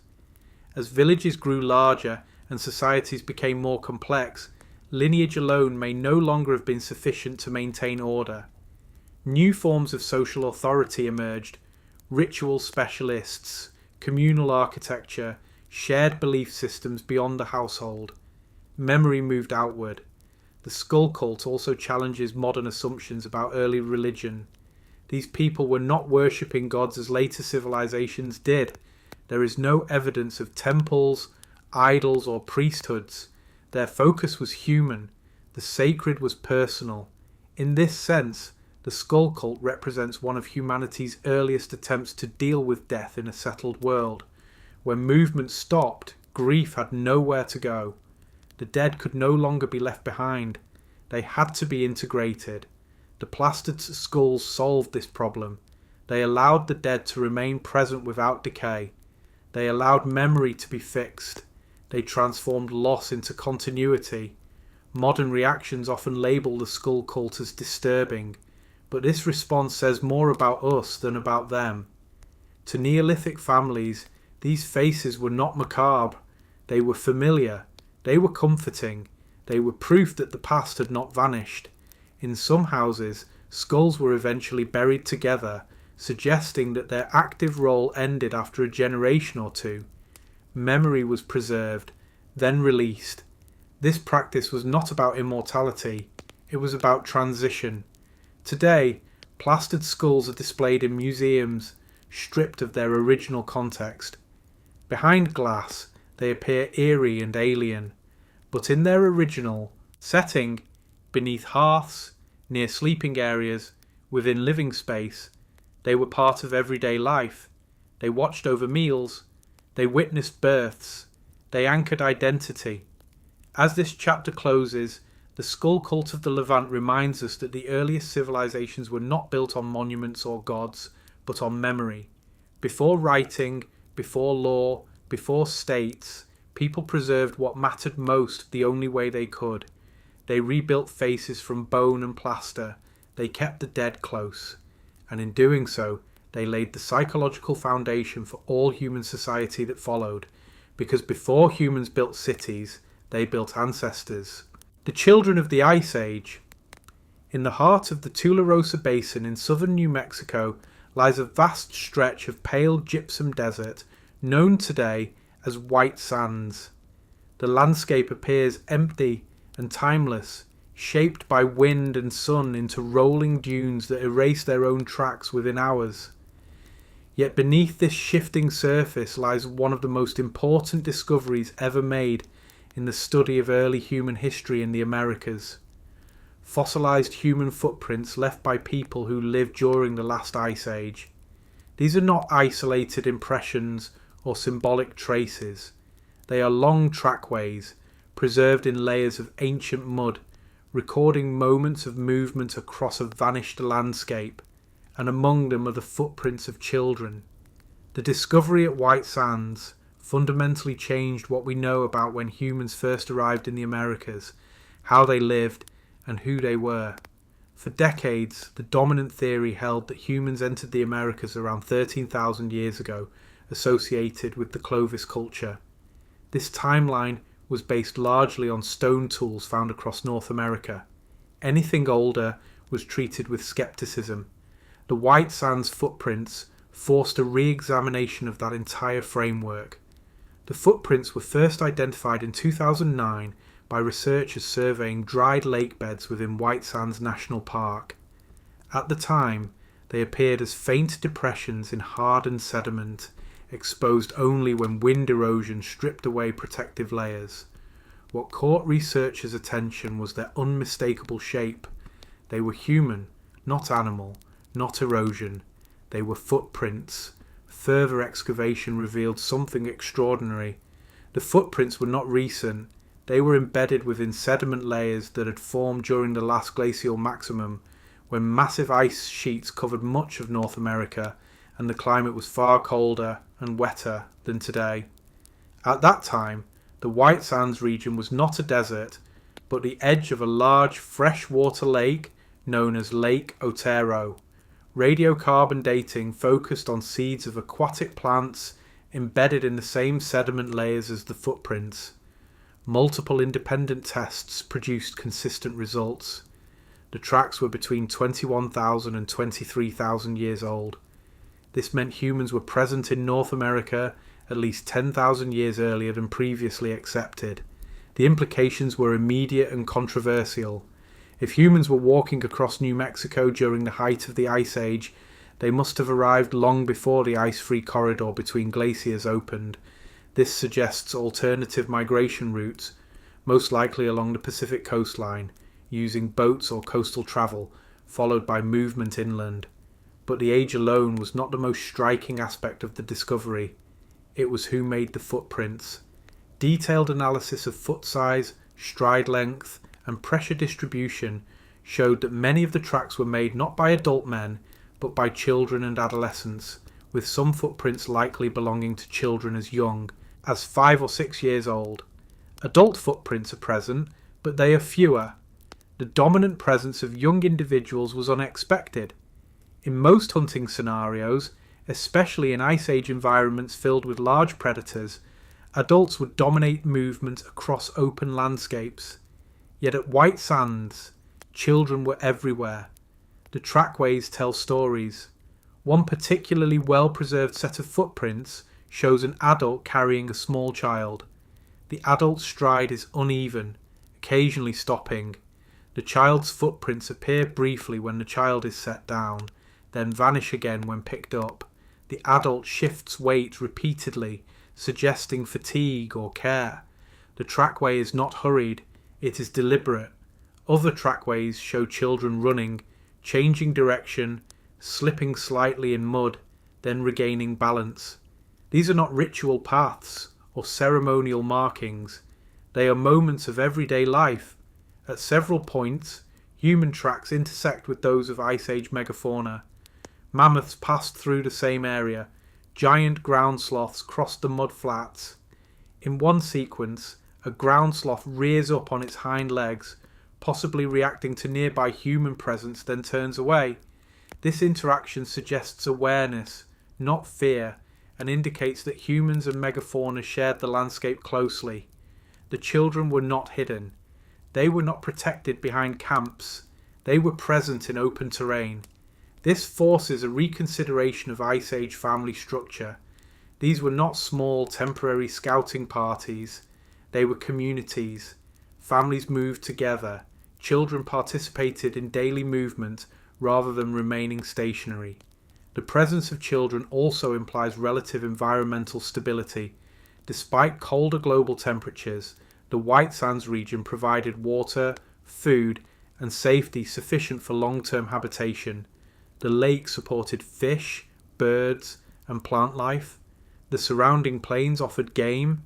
This was not a desperate migration corridor. It was a place people lived. The footprints also reveal anatomical and behavioural details. The foot shape is fully modern, indistinguishable from contemporary human feet. There is no evidence of archaic gait or unusual posture. These people were anatomically modern Homo sapiens. Their movement patterns suggest familiarity with the terrain. They knew where to walk, where mud was soft, where footing was firm. Children appear confident rather than cautious, suggesting they grew up here. This challenges older assumptions that early Americans were constantly on the move, always migrating. At White Sands, we see signs of settlement behaviour, even in the Deep Ice Age. One of the most important aspects of the discovery is preservation itself. Footprints are among the most fragile forms of archaeological evidence. They exist only when conditions are perfect: wet sediment, rapid burial, minimal disturbance. The fact that these tracks survived at all is remarkable.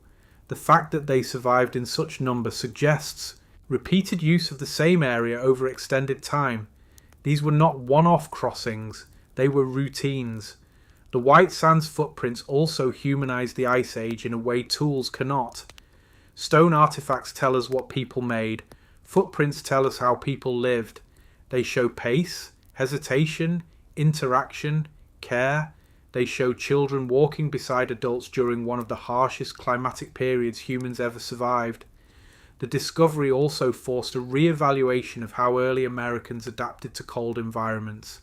These people were not following retreating ice sheets. They were living south of them, thriving in ecosystems that existed long before glaciers receded. This implies technological and social sophistication. Clothing, shelter, fire control, food storage, and social organisation must have been well developed. Children surviving in these environments indicates collective care and accumulated knowledge passed across generations. Critics initially questioned the dating, suggesting contamination or misinterpretation, but repeated studies, multiple laboratories, and stratigraphic consistency confirmed the results. The scientific consensus shifted, the timeline changed. The Americas were peopled earlier than we thought, and they were peopled by families. The White Sands footprints also reshaped the emotional narrative of human migration. Instead of lone hunters pushing into unknown territory, we see communities moving together, children included, adapting rather than merely surviving. These children were not symbols. They were participants. They slipped in mud. They ran. They were carried when tired. Their presence collapses the distance between modern observers and Ice Age humans. This was not a different kind of humanity. It was us. As climate change and erosion continue, many footprints are at risk of being lost. Wind uncovers them briefly, then destroys them. Researchers race against time, documenting tracks before they vanish again. What remains is already one of the most detailed records of Ice Age life ever found. As this chapter closes, The children of the Ice Age stand not as mystery, but as revelation. They show that human history is not only written in stone and bone, but in moments of movement frozen in time. Long before cities, before agriculture, before writing, children walked across a lake shore in what is now New Mexico. And for a brief moment, the earth remembered their steps. The people who lived underground. Beneath the volcanic plains of central Turkey lies a hidden world carved not into mountains, but into the earth itself. From the surface, the landscape of Cappadocia appears ordinary. Soft rock hills, scattered villages, quiet farmland. Yet below this terrain exists one of the most extraordinary human constructions ever discovered. Derinkuyu, a vast underground city capable of sheltering tens of thousands of people entirely beneath the ground. Derinkuyu is not a cave, it is not a tunnel system, it is a fully engineered, multi-level settlement carved into solid volcanic tuff, descending more than 60 metres deep and extending across a complex network of chambers, corridors, shafts and sealed passages.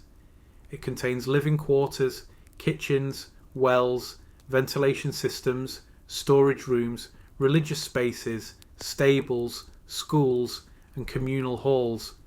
Every essential aspect of life existed underground.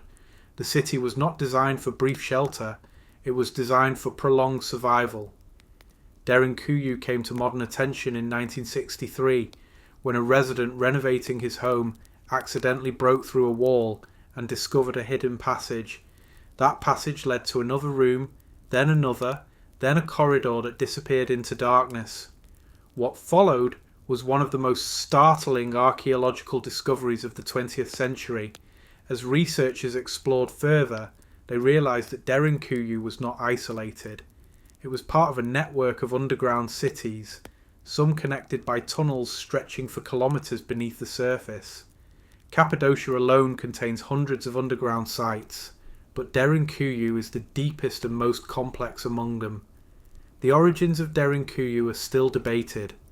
Archaeological evidence suggests that the earliest levels may date back to the Phrygians, around the 8th century BCE, a people known for rock-cut architecture and defensive engineering. Later, the city was expanded and reused over many centuries, particularly during the Byzantine period, when Christian communities faced repeated invasions and persecution. What makes Derinkuyu remarkable is not just its age, but its functionality. The city contains an estimated 18 levels, though only a portion is accessible today. Narrow tunnels connect wider chambers, often forcing intruders to move single file. At key junctions, massive circular stone doors, some weighing over half a ton, could be rolled into place to seal sections of the city. These doors could only be opened from the inside.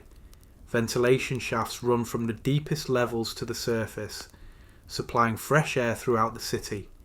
One central shaft alone reaches over 50 metres and doubles as a well, providing access to water even if the surface wells were poisoned or blocked. This detail is critical. The people who built Derinkuyu understood siege warfare. They anticipated long periods underground, complete isolation from the surface, and the need to survive without external supplies. Food storage. Rooms, wine presses, oil presses, and animal pens indicate that people did not merely hide underground. They lived there. Estimates suggest that Derinkuyu could shelter 20,000 people, along with livestock and provisions. This was not an emergency bunker for a few families. It was a city-scale refuge. The psychological implications are significant. Living underground for extended periods requires planning beyond engineering. Light was limited to oil lamps. Space was confined. Air circulation had to be carefully managed.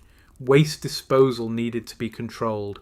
Social order had to be maintained in darkness and isolation. This suggests that underground living was structured and organised, not chaotic or temporary. Religious spaces within Derinkuyu reinforce this idea. Chapels and communal worship areas indicate that spiritual life continued underground. Education likely continued as well. One chamber is interpreted as a school or teaching space, complete with benches carved into the walls. The underground city was not silent, it was active. Historical records from the Byzantine era describe Christian communities in Cappadocia retreating underground during periods of Arab raids between the 7th and 10th centuries CE. These accounts align closely with the architecture of Derinkuyu. The city was not built all at once. It evolved in response to repeated threats. However, the scale of Derinkuyu raises deeper questions. Why did communities choose to invest so much labour into underground construction rather than surface fortifications? Why create cities that could not be seen? The answer lies in the geography and politics of the region. Cappadocia sits at a crossroads of empires. Armies passed through regularly. Surface cities were vulnerable to destruction, taxation, and forced conversion. Underground cities offered invisibility. From the surface, villages could appear abandoned or insignificant while entire populations waited safely below. Derinkuyu was not meant to resist attack. It was meant to avoid it. The volcanic tuff of Cappadocia made this possible. Soft enough to carve, yet stable when shaped correctly, it allowed for large chambers without collapse. Builders understood load distribution intuitively, carving pillars and arches directly into the rock. Despite its depth, Derinkuyu shows no evidence of catastrophic collapse. This speaks to sophisticated knowledge of material behaviour, even without formal engineering theory. The city was also designed for defence through complexity. Passageways change direction abruptly, floors slope unevenly, sightlines are limited. Invaders unfamiliar with the layout would be disoriented quickly, while defenders knew exactly where to retreat, seal doors, or block passages. Importantly, Derinkuyu was not permanently inhabited year-round. Archaeological evidence suggests it was used intermittently, activated during times of danger, and abandoned when conditions stabilised. This explains the absence of long-term waste accumulation and extensive surface infrastructure. The city was a contingency plan built into the landscape. As threats faded and political stability increased, the underground cities were gradually used less and eventually forgotten. Entrances were sealed or concealed. Knowledge of passageways faded from collective memory. By the time modern exploration began, entire cities lay hidden beneath ordinary homes. Derinkuyu challenges modern assumptions about ancient life. It shows that large populations were capable of coordinated, long-term planning aimed not at expansion but at survival. It demonstrates that security in the ancient world did not always mean walls and armies. Sometimes it meant disappearance. The people who lived underground did not leave behind statues or inscriptions celebrating their achievement. They left behind infrastructure, functional, invisible, and effective. This silence is part of the story. There are no murals glorifying kings, no monuments to victory, only corridors worn smooth by footsteps and chambers shaped by necessity. Derinkuyu was not about power, it was about endurance. Today, walking through the underground city produces a strange effect. Sound is muffled, light is dim, the air feels cool and still. It is easy to forget the modern world exists above. For the people who used Derinkuyu, that separation was intentional. When danger passed, they emerged. When danger returned, they disappeared again. As this chapter closes, Derinkuyu stands as a reminder that human adaptation does not always move upward. Sometimes it moves downward into the earth, where survival depends on cooperation, restraint, and planning rather than conquest. The people who lived underground did not try to control the world above them.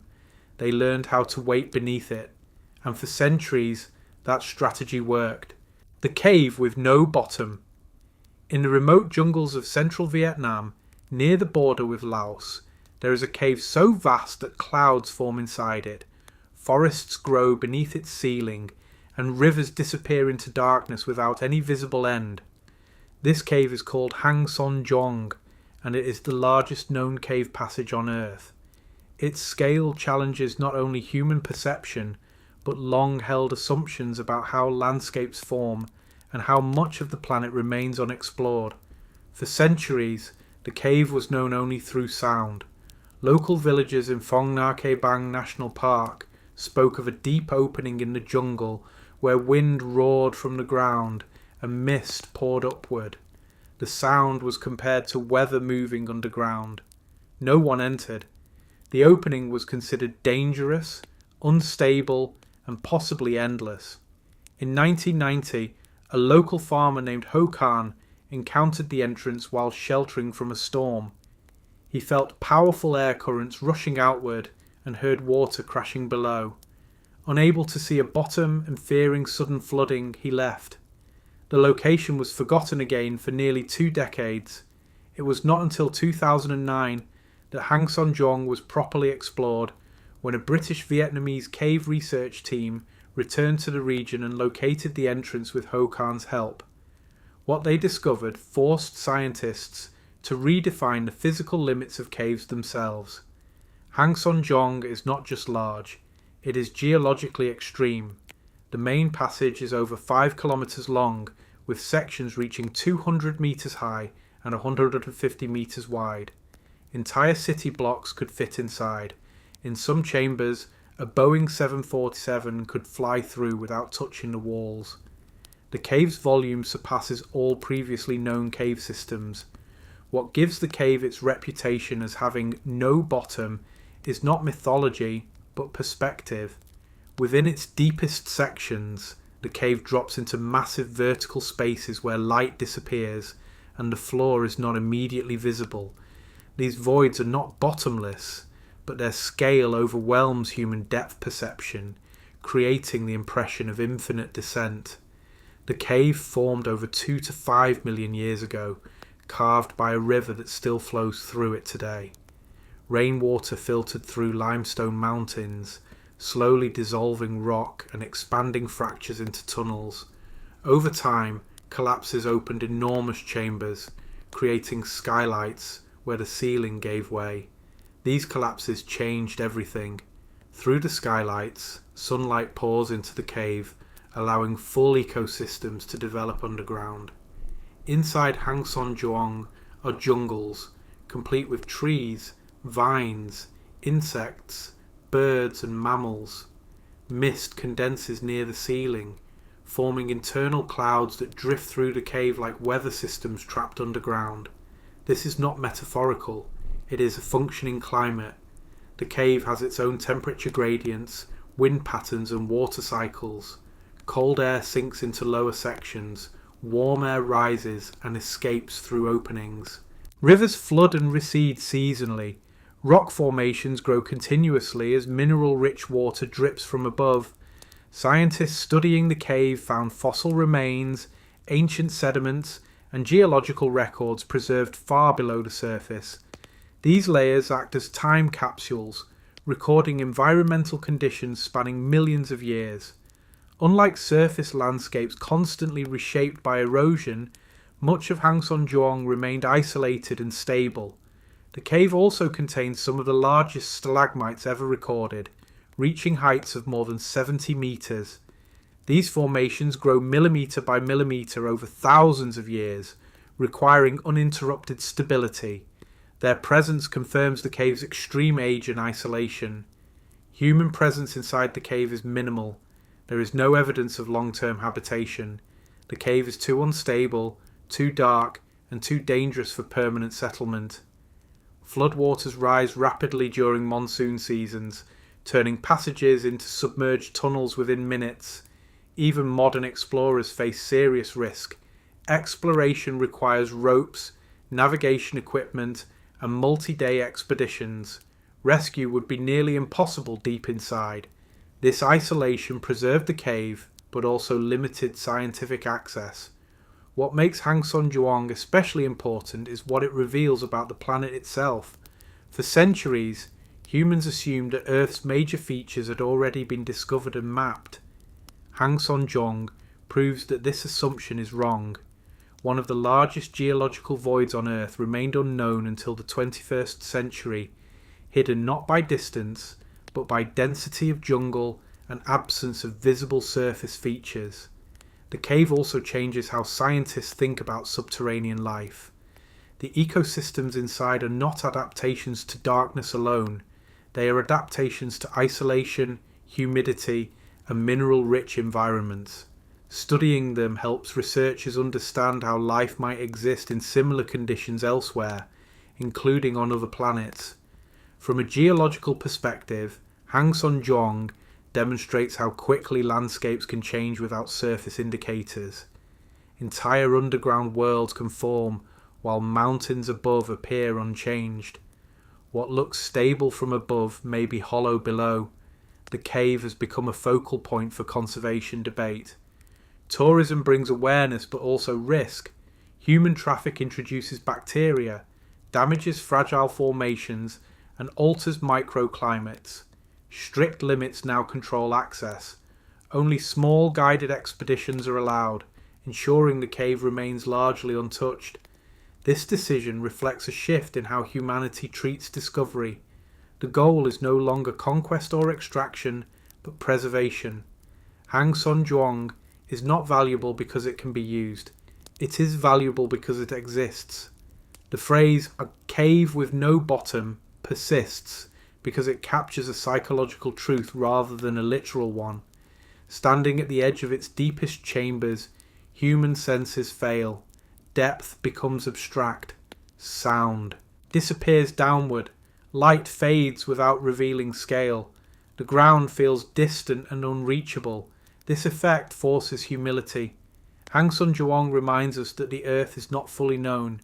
Even now, vast systems exist beyond our maps, beneath our feet, operating on timescales that ignore human presence entirely. As this chapter closes, the cave stands not as a mystery to be solved, but as a boundary to be respected. It is not an ancient structure built by human hands, yet it belongs among humanity's greatest encounters with scale, permanence, and the limits of exploration. The cave has a bottom, but for those who stand above it, the distance between knowledge and the unknown still feels endless. And deep beneath the jungles of Vietnam, the earth continues to hollow itself quietly, whether we are watching or not. The people with elongated skulls. Along the arid southern coast of Peru, where the Pacific Ocean meets one of the driest deserts on Earth, archaeologists uncovered human remains that challenged long-held assumptions about the past. Inside burial chambers, carved into the desert hills of the Paracas Peninsula, skulls were found that did not resemble modern human anatomy. They were elongated far beyond normal variation, with extended craniums, altered proportions, and shapes unlike those produced by injury or disease. These remains belong to the Paracas culture, a complex society that flourished between approximately 800 BCE and 100 BCE. The elongated skulls associated with Paracas are among the most famous and most misunderstood human remains ever discovered. The skulls were first documented in detail during the early 20th century by Peruvian archaeologist Julio C. Tello, often called the father of Peruvian archaeology. Excavating Paracas burial sites, Tello uncovered hundreds of individuals interred with fine textiles, ceremonial objects, and carefully prepared remains. Among them were skulls whose shape immediately stood out. They were not accidental, they were intentional. The elongation of these skulls was the result of cranial modification, a practice known from many cultures around the world. In Paracas society, the heads of infants were deliberately shaped using cloth bands, pads, or wooden boards applied during early childhood, when the skull is still malleable. Over time, the pressure redirected skull growth, producing a permanently elongated form. This practice began shortly after birth and continued for several years. Once the skull fused, the shape became fixed for life. Cranial modification was not cosmetic in the modern sense. It was deeply cultural. In Paracas society, elongated skulls appear to have been markers of identity, status, and group belonging. Not every individual had a modified skull. The practice was selective, suggesting it was reserved for specific families, lineages, or social roles. Many elongated skulls are found in high-status burials, accompanied by complex textiles and grave goods, indicating that skull shape may have signified elite or ceremonial position. The Paracas were master textile makers, producing some of the most intricate woven fabrics ever created in the ancient world. These textiles required years of labour and advanced dye technology. The same attention to control, planning, and symbolism seen in their art is reflected in cranial modification. The body itself became a canvas for cultural expression. From an anatomical perspective, Paracas skulls differ from normal skulls in predictable ways, consistent with artificial deformation. The cranial volume remains within the range of modern humans, although redistributed. Facial features, jaw structure, and dental patterns align with Homo sapiens. There is no credible evidence that these individuals belong to a different species. Despite this, Paracas skulls became the centre of speculation. Claims emerged suggesting non-human origins, lost civilizations, or unknown genetic lineages. These claims often relied on exaggerated measurements, misinterpreted data, or tests conducted without proper archaeological context. While some early DNA studies were poorly reported or misunderstood, later analyses confirmed that Paracas individuals fall within the genetic diversity of indigenous South American populations. Science is clear on one point: these were humans. What remains fascinating is why the Paracas shaped their heads in this way. Anthropologists believe cranial modification functioned as a visible, lifelong marker of identity. In societies without written language, physical markers communicated belonging instantly. Skull shape could signal lineage, authority, or ritual role without words. The practice may also have been linked to belief systems about beauty, intelligence, or spiritual perception. Some cultures associated altered skull shapes with heightened awareness or closeness to the divine. There is no direct Paracas text to confirm this, but parallels exist across ancient societies in Africa, Asia, and the Americas. Importantly, cranial modification did not impair intelligence. Modern medical studies of similar practices show no inherent cognitive disadvantage when performed carefully. Paracas society itself demonstrates high levels of organisation, craftsmanship, and ritual complexity. The burial context adds further insight. Paracas tombs were often deep, carefully constructed chambers reused over generations. Bodies were wrapped in multiple layers of textiles, forming mummy bundles. The elongated skulls were not hidden or separated. They were displayed as part of the individual's identity in death, just as in life. This continuity suggests pride, not stigma. The environment in which Paracas culture developed was harsh. Water was scarce. Agriculture required irrigation and coastal resource management. Survival demanded coordination and social cohesion. Cultural markers like cranial modification may have reinforced group unity in a challenging landscape. Over time, Paracas culture transitioned into what archaeologists call the Nazca culture, known for its massive geoglyphs etched into the desert floor. While cranial modification continued in some form, it became less prominent. Social organisation changed, belief systems evolved, the elongated skulls remained behind, buried in desert silence. Modern museums now display some Paracas skulls behind glass, often stripped of their cultural context. Isolated, they invite speculation. Removed from textiles, burial position, and associated artifacts, they appear more mysterious than they are. But when placed back into their archaeological setting, a clearer picture emerges. These were people shaped by deliberate cultural choice. Their bodies carried symbols of belonging that lasted from infancy to death. The skulls, were not anomalies. They were expressions of identity in a society that understood the body as part of social language. The Parakas did not attempt to hide or exaggerate this practice. It was normalized, regulated, and meaningful. Parents shaped their children's heads knowing it would mark them for life. That decision carried weight, responsibility, and intention. This challenges modern discomfort with bodily modification. Tattoos, piercings, orthodontics, cosmetic surgery all alter bodies for cultural reasons. Cranial modification was no different, except that its permanence made identity unavoidable. As archaeological research advances, Parakas skulls continue to be studied using non-invasive imaging, isotopic analysis, and contextual comparison. Each method reinforces the same conclusion. These remains reflect human diversity shaped by culture, not biology. The real story is not mystery, it is meaning.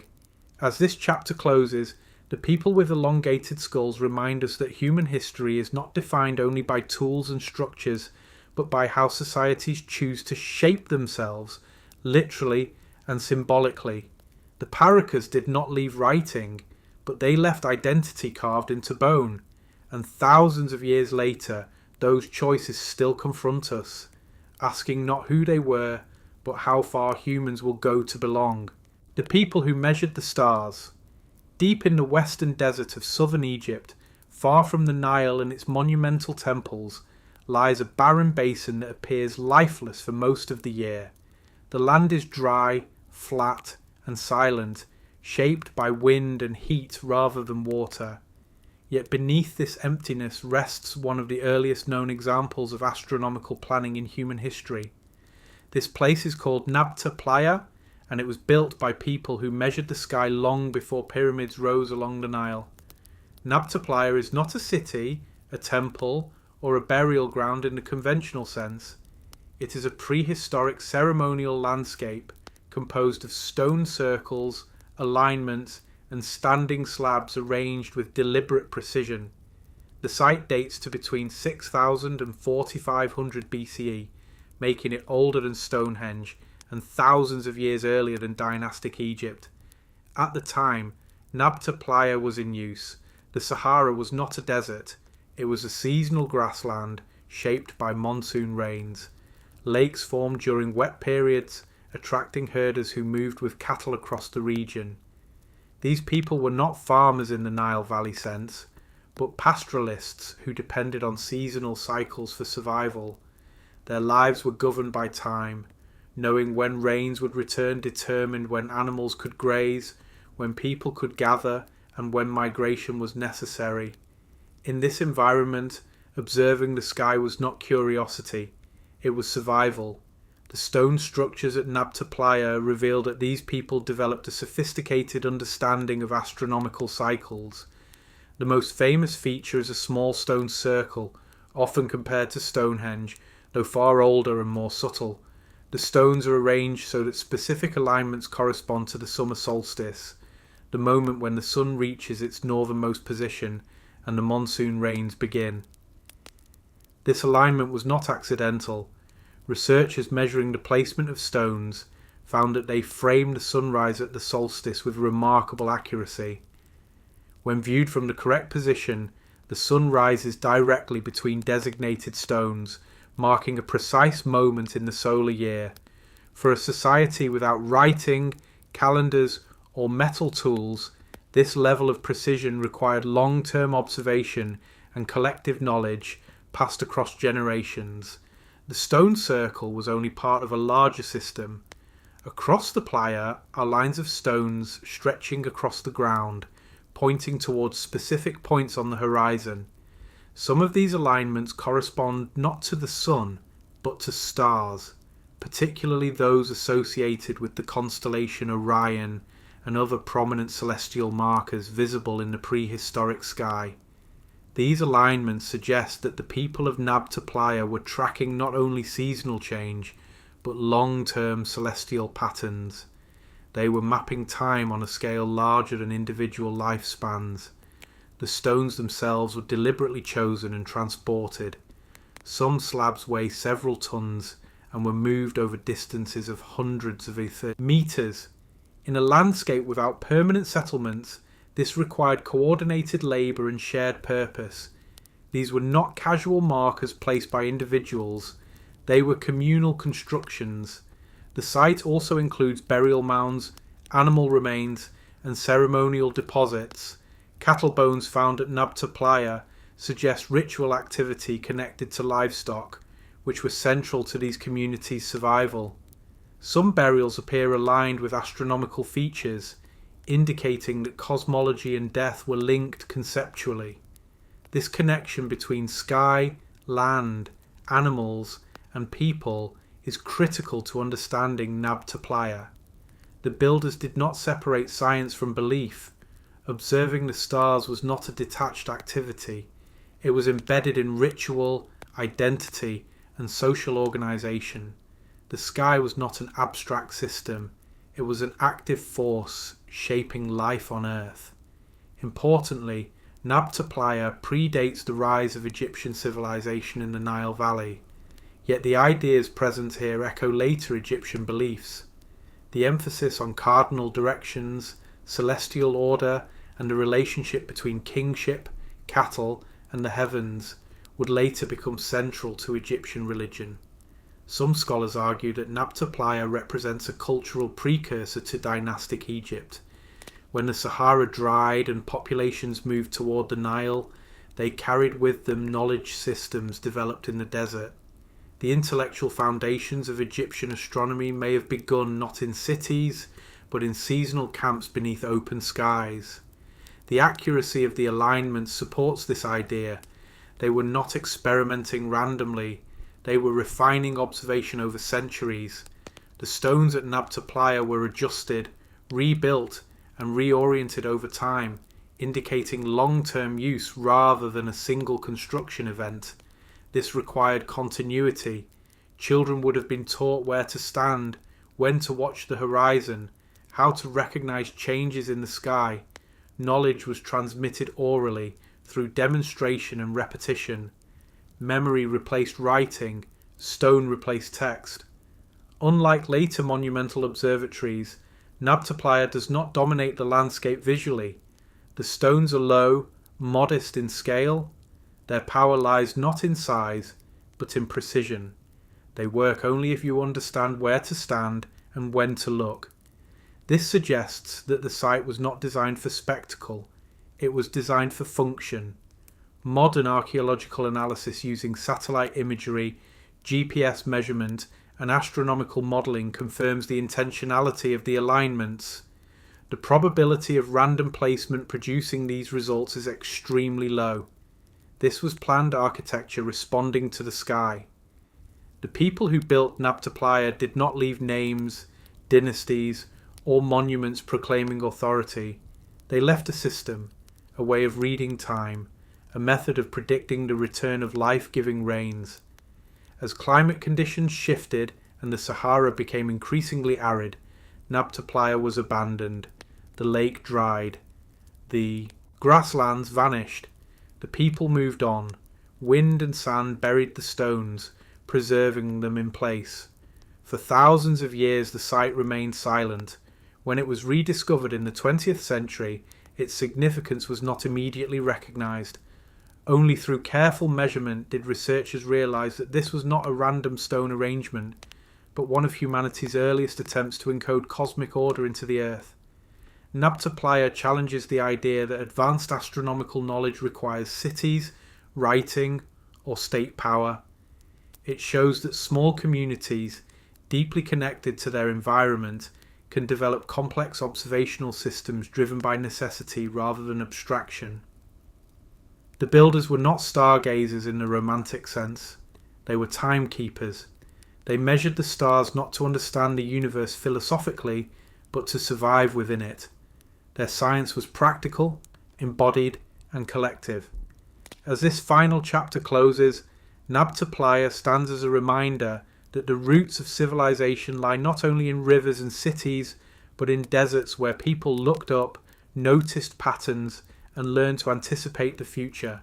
Before pyramids aligned with stars, before calendars ruled empires, before written history began, there were people standing in the desert, watching the sun rise between stones, counting days not with numbers, but with memory.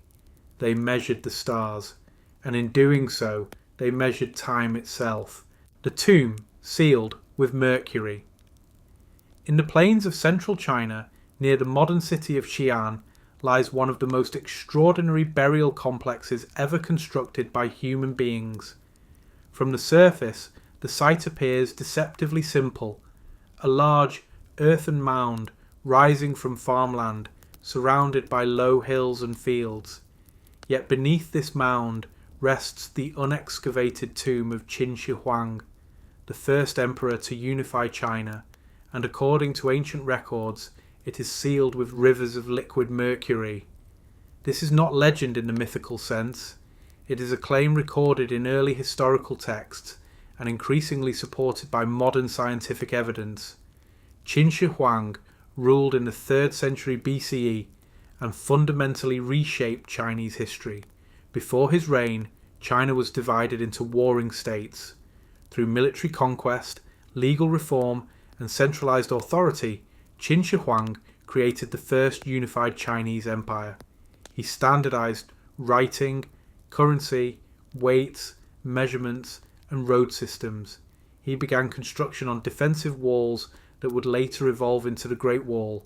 But even as he transformed the living world, Qin Shi Huang was preparing obsessively for death.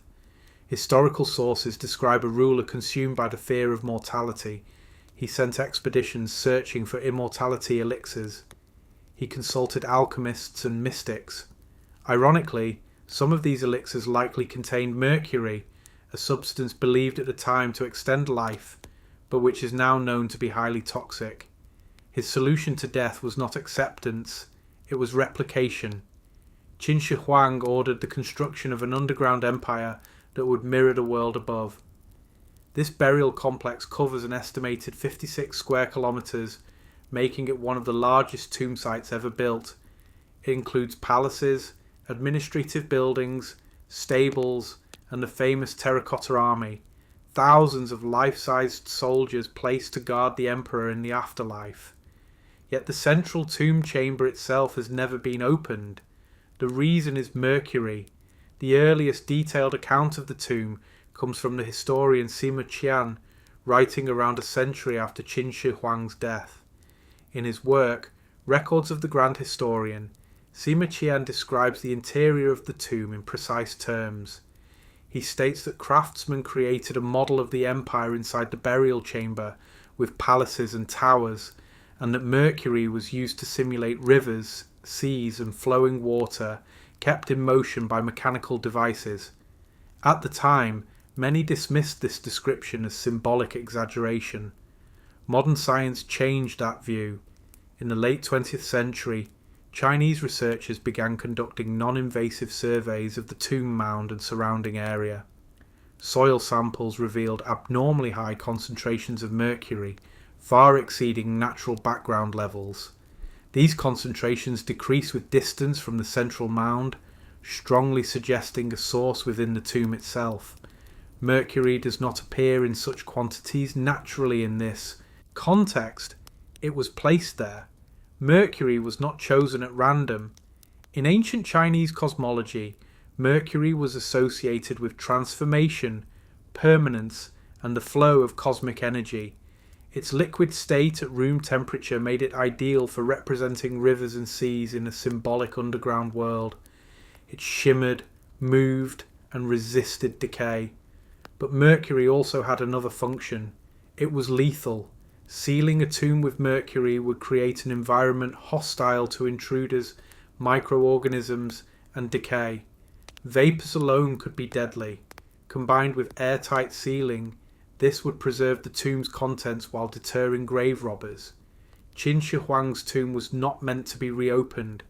It was meant to remain intact forever. The engineering involved was extraordinary.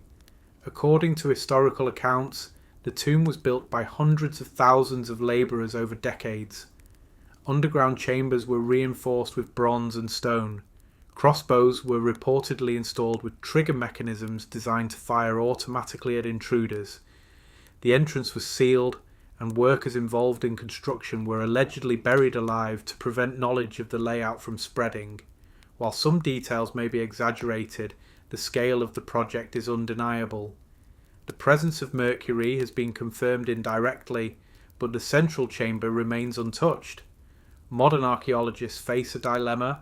Excavation risks exposure to toxic mercury vapour, damage to fragile materials, and irreversible loss of context. The terracotta army itself suffered severe deterioration when first excavated, as pigments oxidized rapidly upon exposure to air. The lesson was learned. Today, Chinese authorities have chosen restraint. The tomb is protected, monitored, and left sealed until technology advances enough to allow safe exploration. This decision marks a shift in archaeology from discovery at any cost to preservation over curiosity. The mercury also raises unsettling questions about Qin Shi Huang himself. Historical records suggest he ingested mercury-based substances in pursuit of immortality. Symptoms described in ancient texts, paranoia, erratic behaviour, tremors, are consistent with mercury poisoning. It is possible that the substance he used to symbolize eternal life contributed directly to his death. If so, the tomb becomes deeply ironic. The emperor who sought to escape death may have been killed by the very material he believed could preserve him. The mercury rivers inside the tomb also represent a worldview in which the afterlife was not separate from the living world. Qin Shi Huang did not imagine a spiritual realm disconnected from reality. He imagined continuation. Administration would continue. Armies would stand ready. Geography would remain intact. Power would not end. This belief required absolute control, even in death. The sealed tomb reflects the same authoritarian logic that defined Qin Shi Huang's reign. Nothing was left to chance. Nothing was shared. Everything was controlled. The surrounding burial complex reinforces this interpretation. The terracotta army is arranged in precise military formation, complete with officers, infantry, cavalry, and chariots. Each soldier's face is unique, yet all serve the same function. Individuality exists only within strict hierarchy. The underground world mirrors the empire above. The mercury itself may still be moving. Sealed environments preserve temperature stability. If Sima Qian's account is accurate, the mercury rivers were designed to flow mechanically. Whether movement continues or not, the material remains liquid, silent, and dangerous. The tomb has survived for over 200 years, untouched by looters, wars, and dynastic collapse. Empires rose and fell above it. Cities were built and destroyed.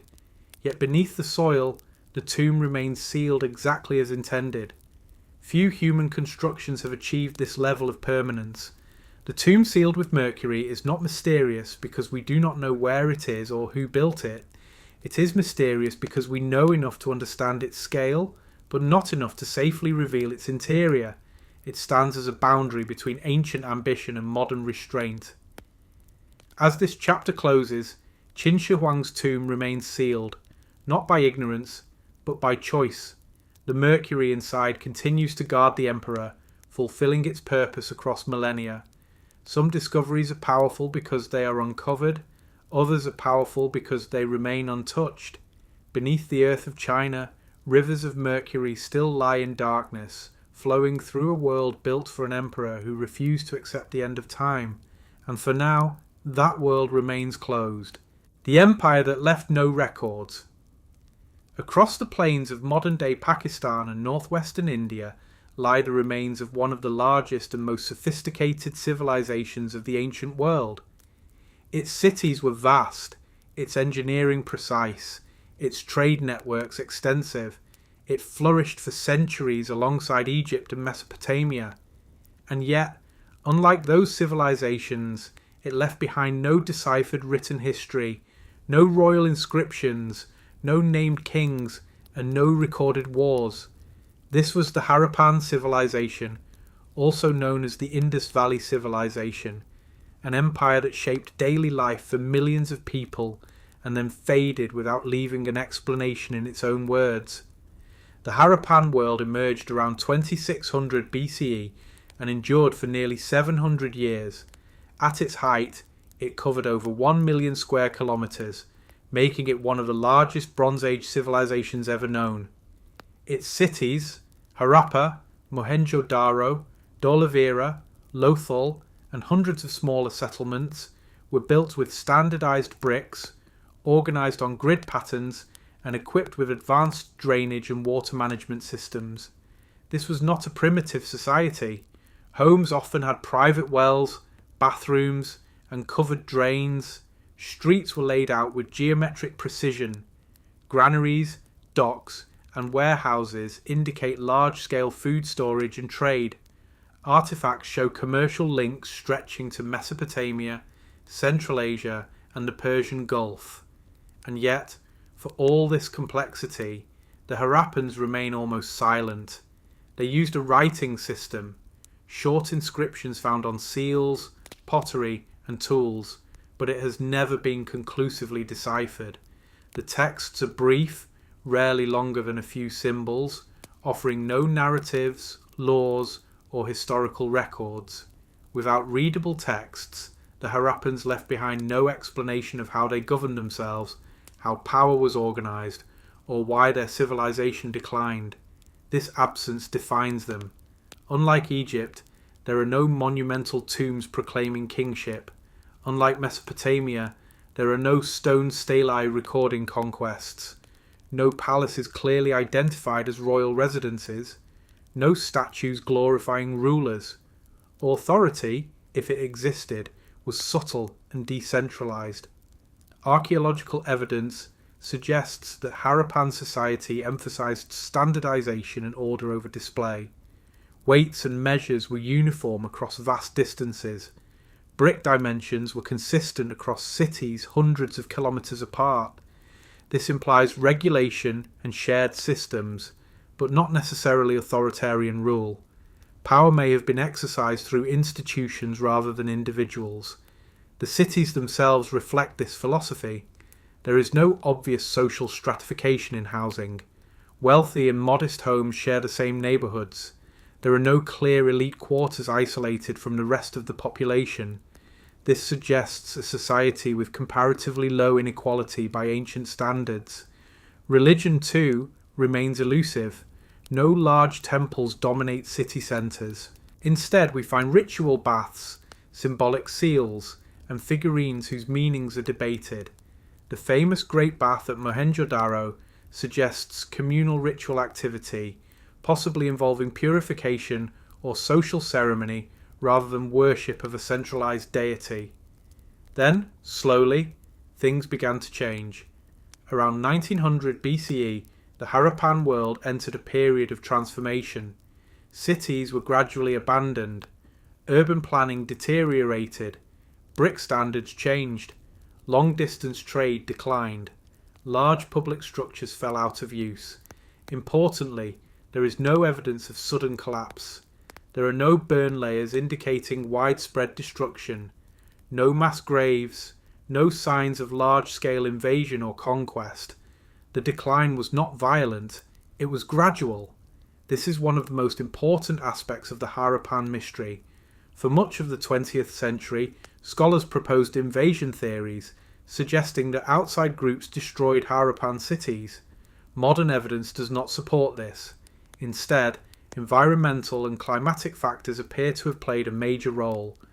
Recent geological studies indicate that major river systems in the region began to change course or dry up. The Gaga-Hakra River, once a major water source for Harappan settlements, gradually diminished due to tectonic shifts and weakening monsoon patterns. As water became less reliable, agriculture suffered. At the same time, climate data suggests increasing aridity across the region. Seasonal floods that once replenished soil became unpredictable. Crop yields declined. Maintaining large urban populations became increasingly difficult. In response, Harappan society adapted. People did not disappear. They moved. Large cities were abandoned in favour of smaller, more rural settlements. Craft traditions continued. Agricultural practices shifted. Elements of Harappan culture persisted for centuries, blending into later regional traditions. This was not collapse in a dramatic sense. It was deurbanization. The absence of records means we do not know how Harappans understood these changes. We do not know whether leaders attempted reforms, whether rituals were modified, or whether the transition was seen as failure or necessity. This silence frustrates modern historians, yet it also reveals something unique. The Harappans did not define themselves through rulers, dynasties, or conquest. Their civilization was structured around systems, not personalities. When conditions changed and those systems no longer functioned, the civilization transformed without attempting to preserve its urban identity at all costs. There was no desperate monument building phase, no final inscriptions pleading for memory, no attempt to immortalize decline. The empire did not announce its end. It simply changed shape. This makes the Harappan civilization fundamentally different from most ancient empires. It left behind cities without stories, tools without texts, and symbols without explanation. Archaeologists must reconstruct its history through soil layers, brick patterns, and shifting settlement maps rather than words. In a sense, the Harappans trusted continuity over legacy. They did not carve their names into stone. They did not tell us who they were. They assumed survival did not require remembrance, and yet, thousands of years later, their choices still challenge us. The empire that left no records forces modern civilization to confront a difficult idea, that history does not always belong to those who speak the loudest or build the biggest monuments. Some societies prioritize balance, infrastructure, and adaptability over narrative control. Their disappearance was not an ending, it was a transformation too quiet to dramatize. As this chapter closes, the Harappan civilization stands as a reminder that not all empires fall in fire or blood. Some fade through adaptation, leaving behind cities without voices and systems without stories. They did not vanish, they endured without telling us how. And in their silence, they ask a final question of the modern world. If a civilization leaves no records, does it truly disappear, or does it simply refuse to explain itself? The bones that shouldn't be there. Across the world, archaeologists occasionally encounter discoveries that do not immediately fit the established sequence of human history.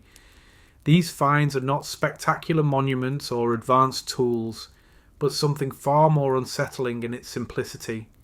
Human bones found where, according to current timelines, humans should not have been present at all. In sealed caves, deep geological layers, and isolated chambers with no clear access routes, skeletal remains have been uncovered that raise difficult questions. Not because they prove lost civilizations or impossible technologies, but because they expose gaps in our understanding of how humans moved, lived, and died in deep time. These are not myths, they are documented finds, and they require careful interpretation. Caves are among the most important archaeological environments on Earth. They preserve material exceptionally well. Stable temperatures, limited light, and restricted access protect organic remains for tens of thousands of years. Because of this, caves are often treated as chronological archives, where deeper layers correspond to older time periods. When bones appear out of sequence, archaeologists must slow down. One of the most common scenarios involves sealed cave systems, caves that appear to have been closed by rockfall, sediment, or calcite growth long before humans were believed to have occupied the region. In some cases, skeletal remains are found behind flowstone formations that take thousands of years to develop, suggesting the bones were deposited earlier than expected. These discoveries are rare, but real. In parts of Europe, Asia, and the Middle East, human remains have been found in caves associated with fauna from periods thought to predate modern humans. In a few cases, bones initially assumed to be intrusive were later confirmed to be genuinely ancient through improved dating methods. However, interpretation is everything. Bones alone do not tell a story unless context is understood. Archaeologists must determine whether remains were placed intentionally, transported naturally, or introduced later through hidden pathways. Caves are dynamic systems. Water moves sediment. Earthquakes open fissures. Animals drag remains into inaccessible spaces. The first assumption is never anomaly. It is process. One well-known category of cases involves vertical shaft caves, natural pits that act as traps. Animals and humans can fall in accidentally, leaving remains at depths that appear inexplicable. Over time, openings may collapse or seal, giving the illusion that the cave was never accessible. Another explanation involves secondary burial. Some ancient cultures deliberately placed bones in caves long after death, sometimes moving remains from primary burial sites. In such cases, bones may appear in contexts unrelated to the individual's original living environment, yet not all cases resolve easily. In a small number of sealed cave sites, remains have been found beneath flowstone layers dated far earlier than known regional human occupation. These situations force archaeologists to reconsider assumptions about when humans arrived, or whether dating methods were misapplied. Radiometric dating itself has limits. Organic material can be contaminated. Carbon can migrate through water. Early tests were sometimes inaccurate. As methods improve, some controversial finds are revised, corrected, or reclassified. Others remain unresolved. One critical factor is misidentification. Not all bones initially thought to be human actually are. Large primates, extinct mammals, and even bears can produce skeletal elements that resemble human remains when fragmented. Early excavations, especially before modern forensic standards, occasionally misclassified bones. This is why modern reassessment is essential. When properly analysed using CT scans, DNA analysis, and isotopic testing, many supposed anomalies disappear, but some do not. In rare cases, human bones have been securely dated to periods that challenge regional timelines without overturning global human evolution. These finds often suggest earlier migration, not different species or impossible history. Human history is not linear. Migration was complex. Coastal routes, seasonal movement, and temporary habitation leave faint traces. Bones found in caves may represent short-lived presence rather than established settlement. A single individual does not equal a population. This distinction matters. Popular culture often frames these discoveries as evidence of hidden civilizations or rewritten history. Archaeology does not work that way. Extraordinary claims require extraordinary evidence, and bones alone are not enough. But dismissing them outright is equally dangerous. Each anomalous find forces researchers to re-examine models built on incomplete data. Absence of evidence is not evidence of absence, especially in deep prehistory where preservation is rare and uneven. Sealed caves are deceptive. What appears closed today may not have been closed in the past. Geological time does not respect human assumptions. The real lesson of these bones is not mystery, it is humility. They remind us that timelines are frameworks, not final truths. They are adjusted as new data appears. Science advances not by certainty, but by correction. In most cases, the bones that shouldn't be there eventually find explanation through geology, taphonomy, or improved dating. In a few cases, explanation remains incomplete, not because something impossible occurred, but because evidence is insufficient. Archaeology is comfortable with uncertainty. What matters is restraint. History is not rewritten by a single skeleton in a cave, but history is refined by each carefully studied anomaly. Every out-of-place find pushes researchers to test assumptions rather than protect them. The danger lies not in discovery, but in interpretation. When anomalies are used to promote conclusions beyond evidence, understanding collapses into speculation. When anomalies are ignored because they are inconvenient, understanding stagnates. The balance between these extremes defines good science.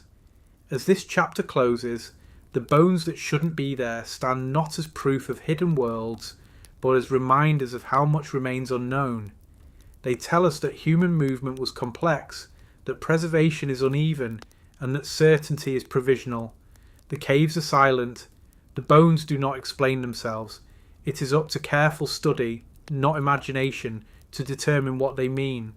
And in archaeology, sometimes the most honest answer is not a solution, but a pause, because history is not finished revealing itself.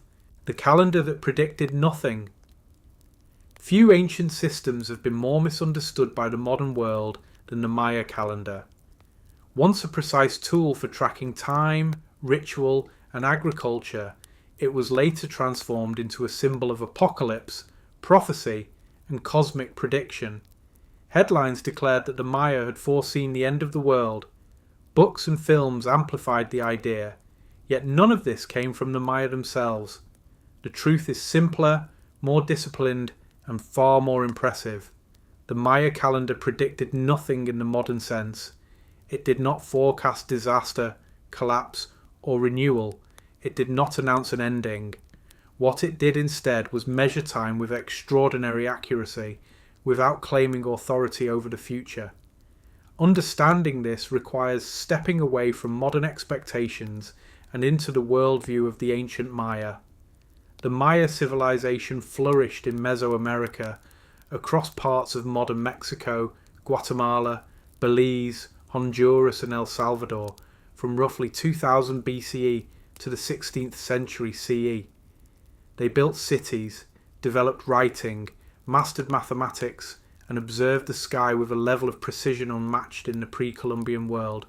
Time, for the Maya, was not a line moving forward toward a goal. It was a cycle. This belief shaped everything about their calendars. The Maya did not use a single calendar, but several interlocking systems. The most important of these were the Tzolk'in, the Hab, and the long count. Each served a different function. None were designed to predict the future. The Tzolk'in was a 260-day ritual calendar. It combined 20 named day signs with 13 numbers, creating a repeating cycle of 260 unique days. This calendar governed ceremonies, divination, naming rituals, and religious observance. It did not track seasons or solar years, it tracked sacred rhythm.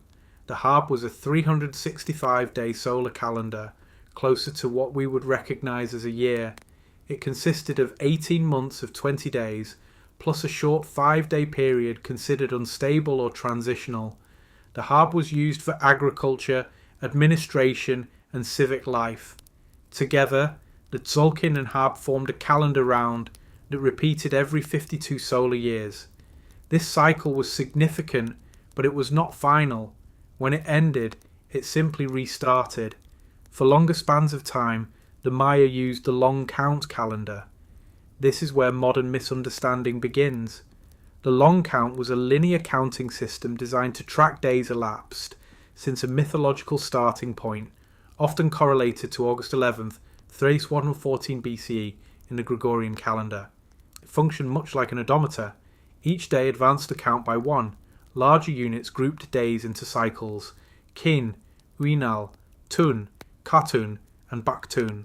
On December 21st, 2012, the long count reached 13 baktuns and reset to 0 in that position, continuing the count forward. This was not an ending, it was a rollover.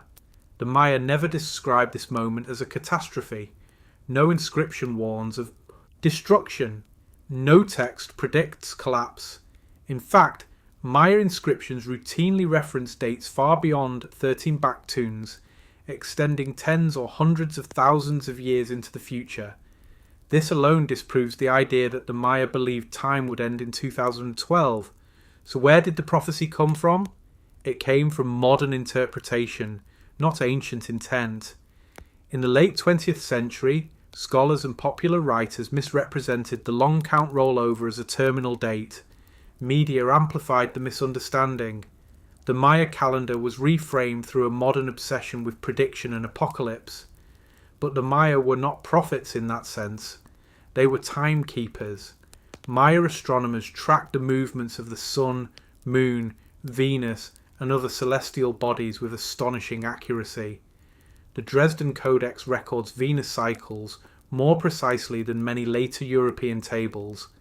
Eclipses were charted. Solstices and equinoxes were embedded in architecture. This precision was not used to predict destiny. It was used to maintain balance. Time, for the Maya, was a living structure. Each day carried a character, an energy, a role within the cycle. Human action mattered, but it did not override the system.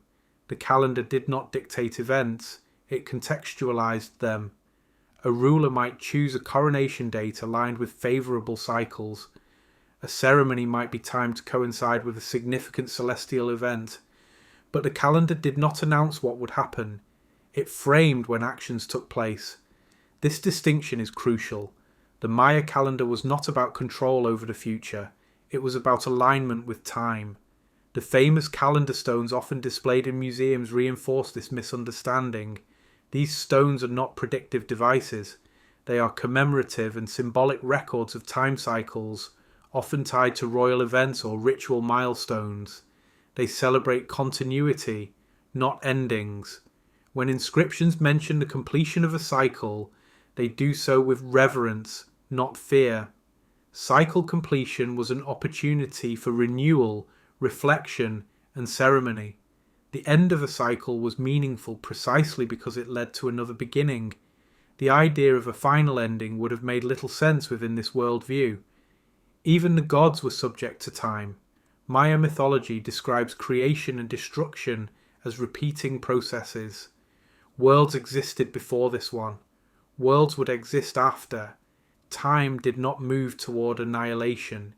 It moved through transformation. The misuse of the Maya calendar says more about modern anxieties than ancient belief.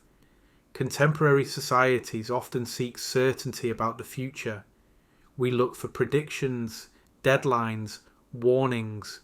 When we encounter a system as complex and precise as the Maya calendar, we assume it must be prophetic. But precision does not imply prophecy. The Maya measured time because their environment demanded it. Agriculture depended on rainfall. Ritual life depended on seasonal cycles. Political authority depended on cosmological legitimacy. Measuring time was survival, governance, and meaning combined. The calendar did not tell them what would happen. It told them where they were in the flow of time. When Spanish colonization disrupted Maya society, much of this knowledge was destroyed. Codices were burned. Calendrical knowledge was suppressed. What survived did so fragmentarily, leading to later misinterpretation. Yet Maya descendants still use versions of the sunken today. The calendar did not end. It continued quietly, disconnected from modern panic. December 21st, 2012 came and went. Nothing happened, which is exactly what the Maya expected. The calendar did not fail. Modern interpretation failed. As this chapter closes, the Maya calendar stands restored to its original meaning, not as a prophecy machine, but as one of the most sophisticated time-keeping systems ever developed. It measured cycles humans could not see unaided. It linked sky, land, ritual, and society into a coherent whole. It predicted nothing because it was never meant to. It observed. It counted. It endured. And in a world obsessed with forecasting disaster, the Maya calendar offers a quieter lesson. Time does not warn us. It simply moves. What we choose to do within it has always been the point.